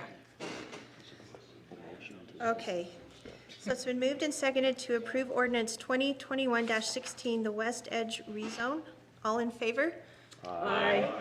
Any opposed? Any abstain? Okay, motion carries. Okay, we are now to 11C, Resolution 2021-12, a resolution to approve fiscal year 2022 area plan for the Bear River Health Department, Division of Counseling and Division of Health Promotions. You guys want to take action on that tonight? I'll make a motion to waive the rules and approve resolution 2021-12. Second. And say and 13. Yeah. And 13? Okay, we'll do them both. Do it in one. Good thinking, Dave. Okay, it's been moved and seconded to approve both Resolution 2021-12 and 2021-13. All in favor? Aye. Aye. Any opposed? Motion carries. Okay, we have now Resolution 2021-14, which is resolution to adopt subsection AA of Section 8 of the Cache County Personnel Policy and Procedure Manual titled Domestic Violence, Sexual Violence, and Stalking. This is the one we talked about today. I don't Right. see that we have We don't have HR anyone here. really to Anybody? present. And I can Carol speak here? to it if needed. Oh, Terrell, do you want to tell us about the domestic violence and stalking resolution that we're changing the words in the personnel manual? Talk to us about what this is about. It's about a grant, correct? It's regarding the VAWA grant. So the VAWA grant is requiring this to be implemented, and it assists victims that may be working for the county or defendants of domestic violence that may be working for the county to make sure that they have, we'll talk about victims first, to make sure that they have resources, that they know they can go and get some help, that if they need time off to go to court or to get a protective order, that the county will allow that. So it's a specific clause about domestic violence. John, did you want to add anything to that? Well, we've not added specific things that would be accommodations that they'd be given, but language that they would be able to be referred to human resources, and Amy would work with them to point them toward outside resources and help them use the current leave policies and FMLA policies to be able to get help in those situations. But this policy doesn't add additional helps. Right. But adds a mechanism for them to get help with current resources. So John, as I understand it from our meeting this morning, this is something we've got to have in by a certain date. June 30th. For the VAWA. For VAWA. Grants, and we went with more of the state regulations just to get it in there, and then later we can maybe We could fine tune this or Fine-tune. add details as needed. There's a June 14th deadline that we lose our Yeah. grant funding if we don't have a policy in place. Right. What's the name of the office? The Office on Violence Against Women provided 2 sample policies, and one of them was far too broad and squishy and opened us up to potential problems. The other one was a more narrowly tailored one that This is the more narrowly tailored one. Holy smokes, what was the other one then? And I'll send I them both say to that, ya. and I say that with the staunch belief that domestic violence is a terrible thing. But this language is Too broad. problematic. Well, I'd be happy to hear what those concerns may be, and because I'm prepared to address some of them. I don't think, I've followed up on some of Gina's concerns from this morning, and I think it may be more narrow than an initial reading might make it look like, but perhaps not. So I'd be happy to hear what the concerns are, so that if we need to take some immediate steps as a county to start looking at how to revise it, we can do that. And so I'll just bring up one really quick Paul, thing. I'll 'Cause just say quick, we did have it put on our next agenda for our policy review committee, so that we So- weren't giving up on it. We wanted to look at concerns. So just one really quick thing. It appeared to me like the definition of workplace can get very, very broad where Okay. you can almost pull anybody in. Yeah, I mean, so there's just those things that I don't think we need to talk about necessarily right now. And if we need to put this language in to keep up with the grant, then how do we make that motion to say, okay, we're gonna put this language in, but we need to circle back around, get it in front of the ordinance review committee and clean that language up relatively I wouldn't quickly? say that last part is part of your motion, but we get the message. But we need to get a policy in place. Yeah. So you making the motion, Paul? So I guess I will make a motion to waive the rules and approve resolution 2021-14 with the stipulation that then that resolution comes before the ordinance review committee at the earliest possible opportunity for revision. Second. Okay, it's been moved and seconded to waive the rules and approve Resolution 2021-14, which adopts Section 8 of the Cache County Personnel Policy and Procedure Manual titled Sexual Violence and Stalking, and also send it immediately to the Policy and Review Committee for further review and possible revision. Is that stated correctly? Okay, all in favor? Aye. Any opposed? Any abstention? Okay, motion carries. Okay, we are now, resolution 11, so we're on 11F. Resolution 2021-15, amending the fairgrounds fee schedule. And basically, what this does, just allows the county executive to trade. Oh, did I miss one? I'm sorry. This allows the. It's 11F, 11F.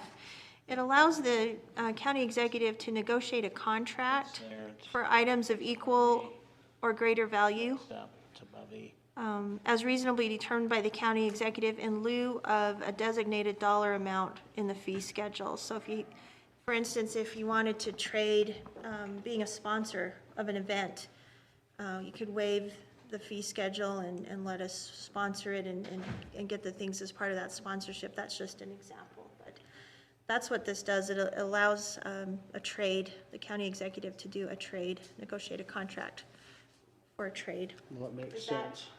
Yeah, I mean, John, did I state that correctly? Okay. So where's the check and balances for the trade? You mean to make sure that it is of equal value, or? Well, or that, who is involved, all those things. It just has, the county council is approving the county executive to do it. Is that correct, John? Do you have a? So the check would be if you felt like the executive made a trade or was making trades that weren't good, then you change this, then you do a new resolution and have a new fee schedule that removes that, or has somebody else also review to make sure it's an equal or greater value. But this one would just shift to the executive that authority to negotiate for in-kind services or whatever in lieu of a cash fee to use the facility. How will that affect you, Bart? Well, not knowing specifically what prompted this discussion. Come to the microphone. It could impact.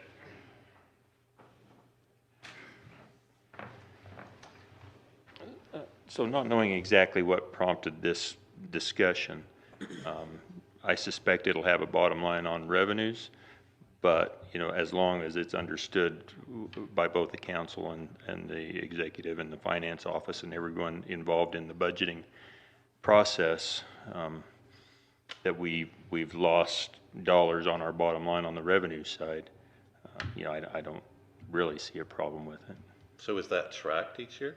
Well, theoretically, that should also reduce costs on the expense side. Because if we're trading what would normally be a cost to the county for somebody else providing services, then it would be a net wash. No, I believe we'll still be providing the same amount of services. Right. For instance, I'll use the cruise in as an example, although it could be one of any events. A large event like the Cruise In, Summerfest this year, MS 150, County Fair, have a huge impact on facilities. I'm still going to go through toilet paper. I'm still going to go through, you know, all those things. I just won't have those dollars coming in that cover those expenses. So if we waive something, if the executive waived something, it would really need to be tracked and in the budget as an offset. So whatever we would have spent, you know, would end up needing to go back in your budget to cover that, is what Correct. you're saying. Yes. Do you get many requests? Have you in the past gotten many requests for trades to waive a fee for? No, not many. And usually when they do, they come to the Fairgrounds Advisory Board first, and that board has heard those appeals, but typically we stick with those fees. So my question is, if we approve this, is that going to just automatically go to the executive and leave the board out of it? I don't know. Well, you could amend this right now and just say that it had to be the Fairgrounds Advisory Board instead of the county executive, right? You can change it. You can amend your resolution. I think you want to keep it as clean as possible, because you almost get to a point when you start doing what what this basically says, you start picking winners and losers. And you start leaving maybe some bidding process out. So you start maybe eliminating some competition. Well, and we're also saying in our budget that the executive can't approve anything above 1,000 on a budget or in interdepartment, and yet here, we're not abiding by any kind of an amount. That's a fair point. So that concerns me myself. I don't see that part, so. Are you seeing anything different as we're talking here? Well, I don't know a lot of the history behind this, but I don't think that this is going to be used all that often. I think but may not. Yeah, and I don't foresee it being used that often. I just think it was looked at as a potential tool to help maybe perhaps some businesses or nonprofits in the short term. So that's. But if they're using the county facilities and they are a nonprofit, then we've helped them in a way anyhow. Right. So. Yeah, I think it's unusual circumstances that kind of caused this. So, and I'd like to know the history of that. And we certainly can give you a little bit more history, but I think that this has been, and David's probably the one to best speak to this because he's been involved in most of it. So I would probably defer to him on this one, but I do foresee it as a potential tool to just help us with some of those unusual circumstances, and we would look to get the same benefit that we're receiving or that we're providing, excuse me. So we would look for it to be a fair trade, and that's, I think, what this is trying to do. So, I'm not comfortable in passing this yet. Well, I mean, I think for me, I'd either say I don't think, I'm with Dave. I don't think we want to get in the business of picking winners and losers. But if we decide to, I'd want it to come before the Fairgrounds Advisory Board to have a lot more oversight than have it be just, there's a lot more oversight there, there's a lot more discussion, there's a lot more vetting. So that's the, if we decide to do something like this, but I don't think we should do something. More input's better than less input, so you're probably right. Well, does the council want to just vote it down, wait, put it on the agenda for next time, or, well, it's initial, so we can have it on next time, or amend it? What would you like to do? Heck, I'll make a motion that we deny, waive the rules and deny resolution 2021-15. Second. Okay, been moved and seconded to waive the rules and, what's the word? I'm used to approve. Deny. Deny, thank you. Disapprove, deny resolution 2021-15, amending the fairgrounds fee schedule. Any further discussion? Seeing none, all in favor of denying this resolution, say aye. Aye. Aye. Any opposed? Any abstention? So did everyone vote? It didn't sound like it. So I it was unanimous? pretty quiet, but I was for it. Okay. All right, so that Saving our motion, voices for the jazz game. I'm trying, I'm really trying. So that motion carries unanimously. So, okay. Items of other business, run through these quick. Logan Dignitary Days is June 13th to the 18th. You got a flyer on that. If you're interested, you can go online and you can follow the directions on the flyer. The Nibley Heritage Days Parade is coming up Saturday, June 19th at 9 a.m. We have David Zook, Carl, Gordy, Nolan, anybody else? Where do we meet for that? In the past, we've met at that new elementary school. Is it called Heritage? Elementary, Heritage Elementary? I'll probably be there, so you can add my name on, Janine. Okay. Mine may not, something came up this week, but I don't know what time it is yet. Maybe in the afternoon I'll be okay. If it's in the morning, I'll have a problem. This is a fun parade because of the way it circles back and you watch the kids run through the neighborhood. So they start on one end getting candy, they run through the neighborhood and get candy again. Is there still the dead zone? The dead zone? Well, there's like a space where there's no homes or anything. Yeah, the and park. You're just walking to walk. That's while the kids run. That gives them time to run the neighborhood. There then. Okay, the Hiram Public Works Facility Open House, that's going to be Tuesday, June 22nd. So that's on our next council meeting, but it's from 10 a.m. to noon. The Children's Justice Center grand opening is going to be the 5th Tuesday, June 29th from 3 to 7 p.m. The address of that is what? It's between 300 and 400 East on 800 North. Thank you. I knew it was 800. I used to live across the street. That's why I know where it is. So 339 East, 800 North. Okay. And that's just an open house. It's not a 4-hour event. Just come in. There's a ribbon cutting event that will take place at 4. Ribbon cutting at 4. Good question, Carl, I like it. No, you have to sit there for 4 hours. So the ribbon cutting is at 4? Yes.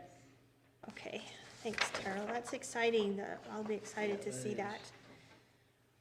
The Lewiston 4th of July Parade, Saturday, July 3rd at 9:15 a.m. And they are allowing to throw candy. Ah, Oh, are they really? Yes. They're coming right along up there in the north end. I progress. guess Smithville, they didn't. No, isn't Lewiston just? Smithville, they wouldn't let you throw candy. Yeah, we did. Well, you were the only ones then, because they told everyone else no. Kids in front of us did. Yeah, we threw lots of candy. Okay, the Hiram 4th of July Parade on July 5th, which is a Monday, that's at 10 a.m. Is there anyone else who is attending that? You can put me on there, Janine, if you would add. Threw a lot of candy there. Yeah. I missed one. Sheriff Jensen just The pointed crowd. out. We don't Oh. have John with his big hands to That's check it out. it won't be, Nolan's got big hands. Okay. Yeah. Oh, Hiram has Yeah, their it'll be a fireworks on wash. Monday. Oh, this is gonna be quite the party weekend. Great, okay. Then the Cache County Employee Summer Party is gonna be Thursday, July 15th at 6. And we're doing food trucks, is that right? Food trucks and swim in? And swimming? Yeah. Okay. That's always fun. The Hyde Park Hometown Days Parade is Saturday, July 17th at 10 a.m. Any other takers besides myself and Barbara? And I'm still a question mark. I'm gonna try to be there. Okay. And the North Logan Pioneer Day Parade is Friday, July 23rd at 10 a.m. And the Logan City Pioneer I Day have a Parade. question. Is Oh, the, yeah. is the county or the state actually celebrating the 23rd on Friday? Yes, that's why the North Okay. Logan Parade is that day. So most businesses will be closed? Mhm. Okay, gotcha. Thank you. So July 24th, Saturday, is the Logan City Pioneer Day Parade at noon. Any other takers besides Carl, Barbara, and David Erickson? I'm a question mark on that one. Okay. My wife really wants to get out of town some year. That's on the Logan City. On the Logan City. Well, if you go to Logan, that's out of your town. Well, I'll bring that up Yeah. with a backhand. We'll see how well that goes, Gordy. Hang on, I'll text her that one. How well traveled are you? Tell her you've got a deal for her. She can ride in the parade. Oh, and then the Summer Salsa Showdown, where we're gonna taste test salsa, is Tuesday, July 27th at 3, and that's on our regular council day, but we'll be meeting early. Where is that going to be? I think just right here, right, in the council chambers? That needs to be a paid workshop. If I'm going to taste salsa. That's gonna be hot, let me just say. I'm going to be voting down every one of them. Okay, council member reports. Nolan, let's start with you. Based on our last workshop on the roads and stuff, I'd still like to see the pioneering thing coming in. I think there's a real question on that as we develop in the county or see what's going on there. So I think we need to visit that, so. Do you like that on a future agenda? And we've still talked about meeting, do we have that on plan for the Planning and Zoning Commission, a joint meeting? We hadn't, but we can. I mean, we talked We about it, but we talked never about it, finalized. I think we should have it, so let's, Do you want to try to do that on the 5th, Tuesday this month? I forgot what date that is. Let's see, that's June 29th, so we'd have to go early to the Justice Center grand opening, but we could plan that night. What day of the week is that? Tuesday? It's the 5th Tuesday, Which day are you saying? July June 29th. 29th? Do you guys want to do that?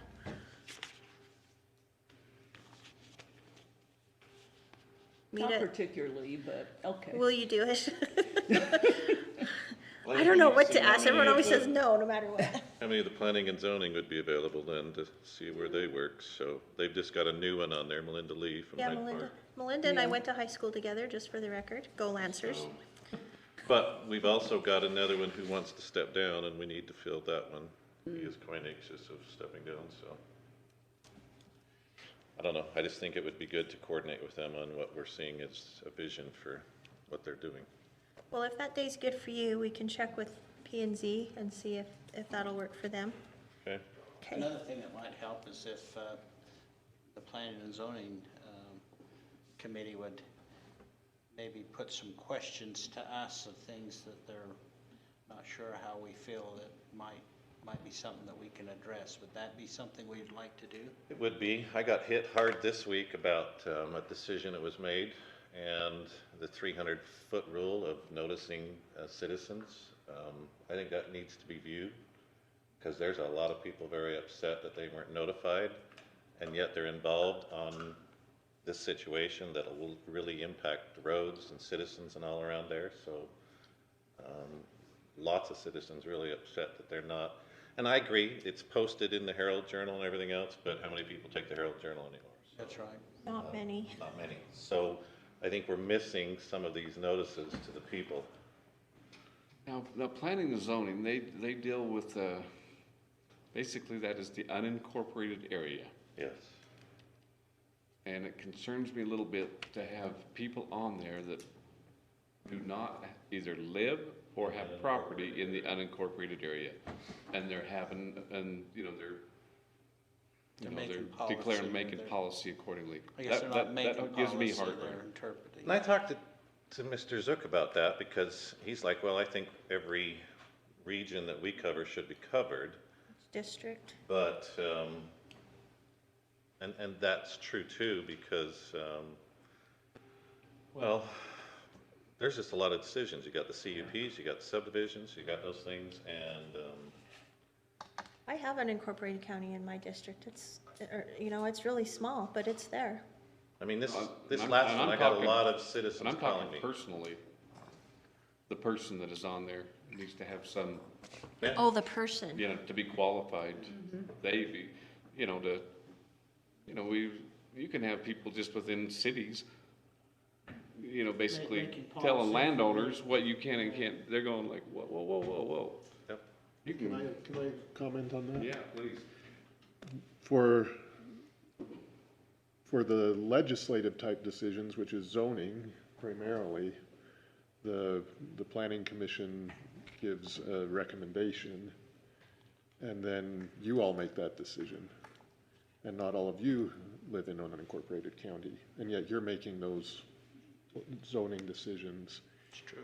And then the planning commission is, when they're acting in an adjudicative fashion, they're really just supposed to be applying the law that you've already made.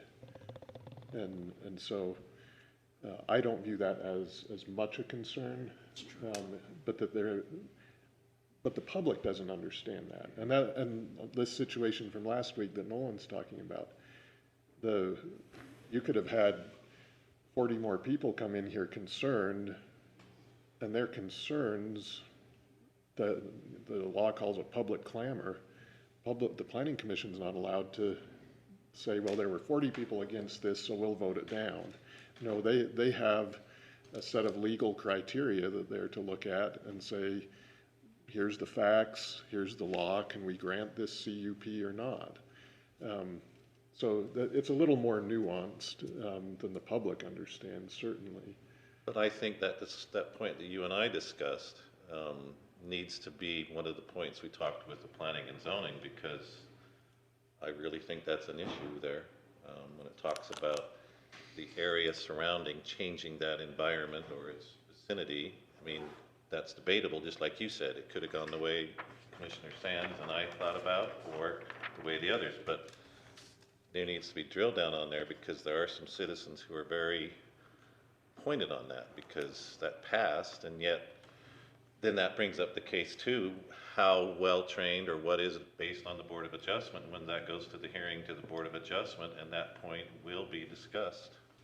There could be some additional training workshops for both the planning commission, although I think they do a very good job. I agree. And understand for the most part, but a workshop for them then becomes open for the public, that the public could come and learn a little bit more about the process as well. And then, yes, when matters go to the Board of Adjustment, they do so rarely that you then wonder what's the best way to do the Board of Adjustment. Well, so that's my point. I think the 300-foot issue ought to be looked at, especially with the infrequency of the viewing of the Herald Journal or whatever ways of announcing and notifying citizens. So, Thanks, Nolan. yep. Paul? Well, I appreciate working with everybody, but I'll take one opportunity just with everything that's going on. 2 days ago was D-Day, the anniversary of D-Day, and the just unbelievable sacrifice and effort that was taken by some great men and women of this country to continue the cause of freedom. We're moving into celebration of Independence Day. This is just a wonderful, wonderful country, and I think I need to say that about every time I have the chance to say it, just with everything that's going on in the world. And for a lot of people out there, I'm proud of America. I'm proud of what it stands for. I appreciate being here with y'all. Thank you. Thank you, Paul. Barbara? Ditto, Paul. I'm very proud to be an American, too. Had Trails Committee meeting today, and Matt, I don't know if you were involved in this, but the roads department, is that you? Yep. You got kudos for up there at Birch Creek. Apparently there was some issues up there, and you were really complimented on how well you worked with the people up there and tried to make the best decision for everyone involved, and everyone came away very happy with how it all came out. So thank you for that. Appreciate it. It's good to hear feedback. Thank you.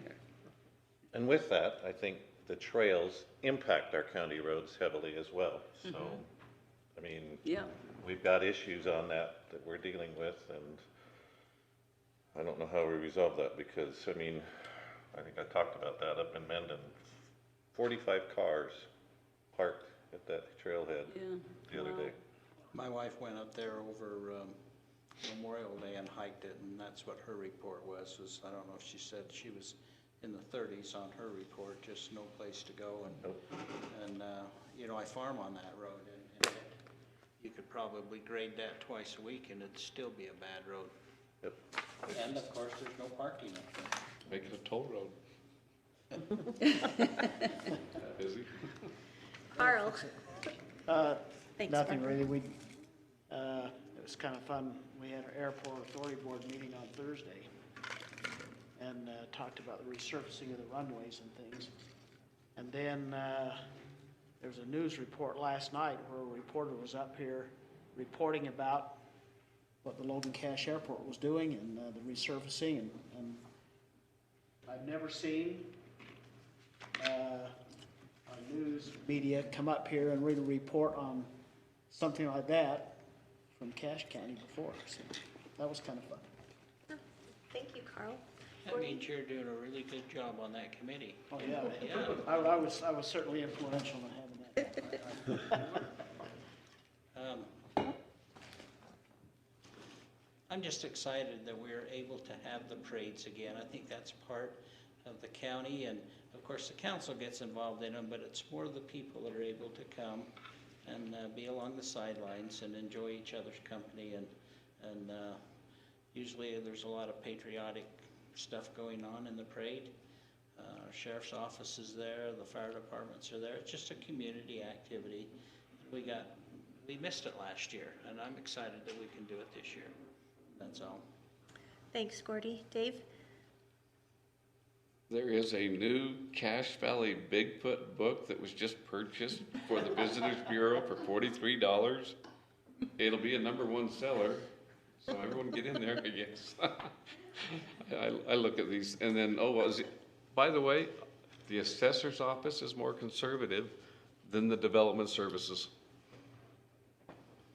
Development services paid $16 per car wash, and assessor's office only $14. That's pretty cool. Anyway, it's amazing what you read at night, you know? You need to broaden your retirement. He needs to get Well, some that's one rest. thing, if he's reading that about the parking and he's reading about Sasquatch too. That's pretty broad. Yeah. But, you know, it's just interesting where our money gets spent, and I sure hope it's to good things. So, and Barbara, I'm sure happy that you fit in that 25 to 30 years range of addicted problems or addiction problems. That's really good. So anyway, no, it's, I had a couple of questions just on some bulk delivery for fuels and the bidding process that I've had some people reach out and would like to be able to participate in that. I don't know how that happens or occurs. So I'll just get with them and have them link up with make sure that, you know, I don't know whether the county bids those out or how they do that frequently, or has it just been one supplier for so long? Let's have that discussion, Dave. You bet. We can both get to the bottom of it. Okay, you've been approached too? Well, by you. Yeah, okay. But anyway, no, that's however, you know, if that process, little things like that, that just, you know, make sure that everything's kept honestly and fair and local.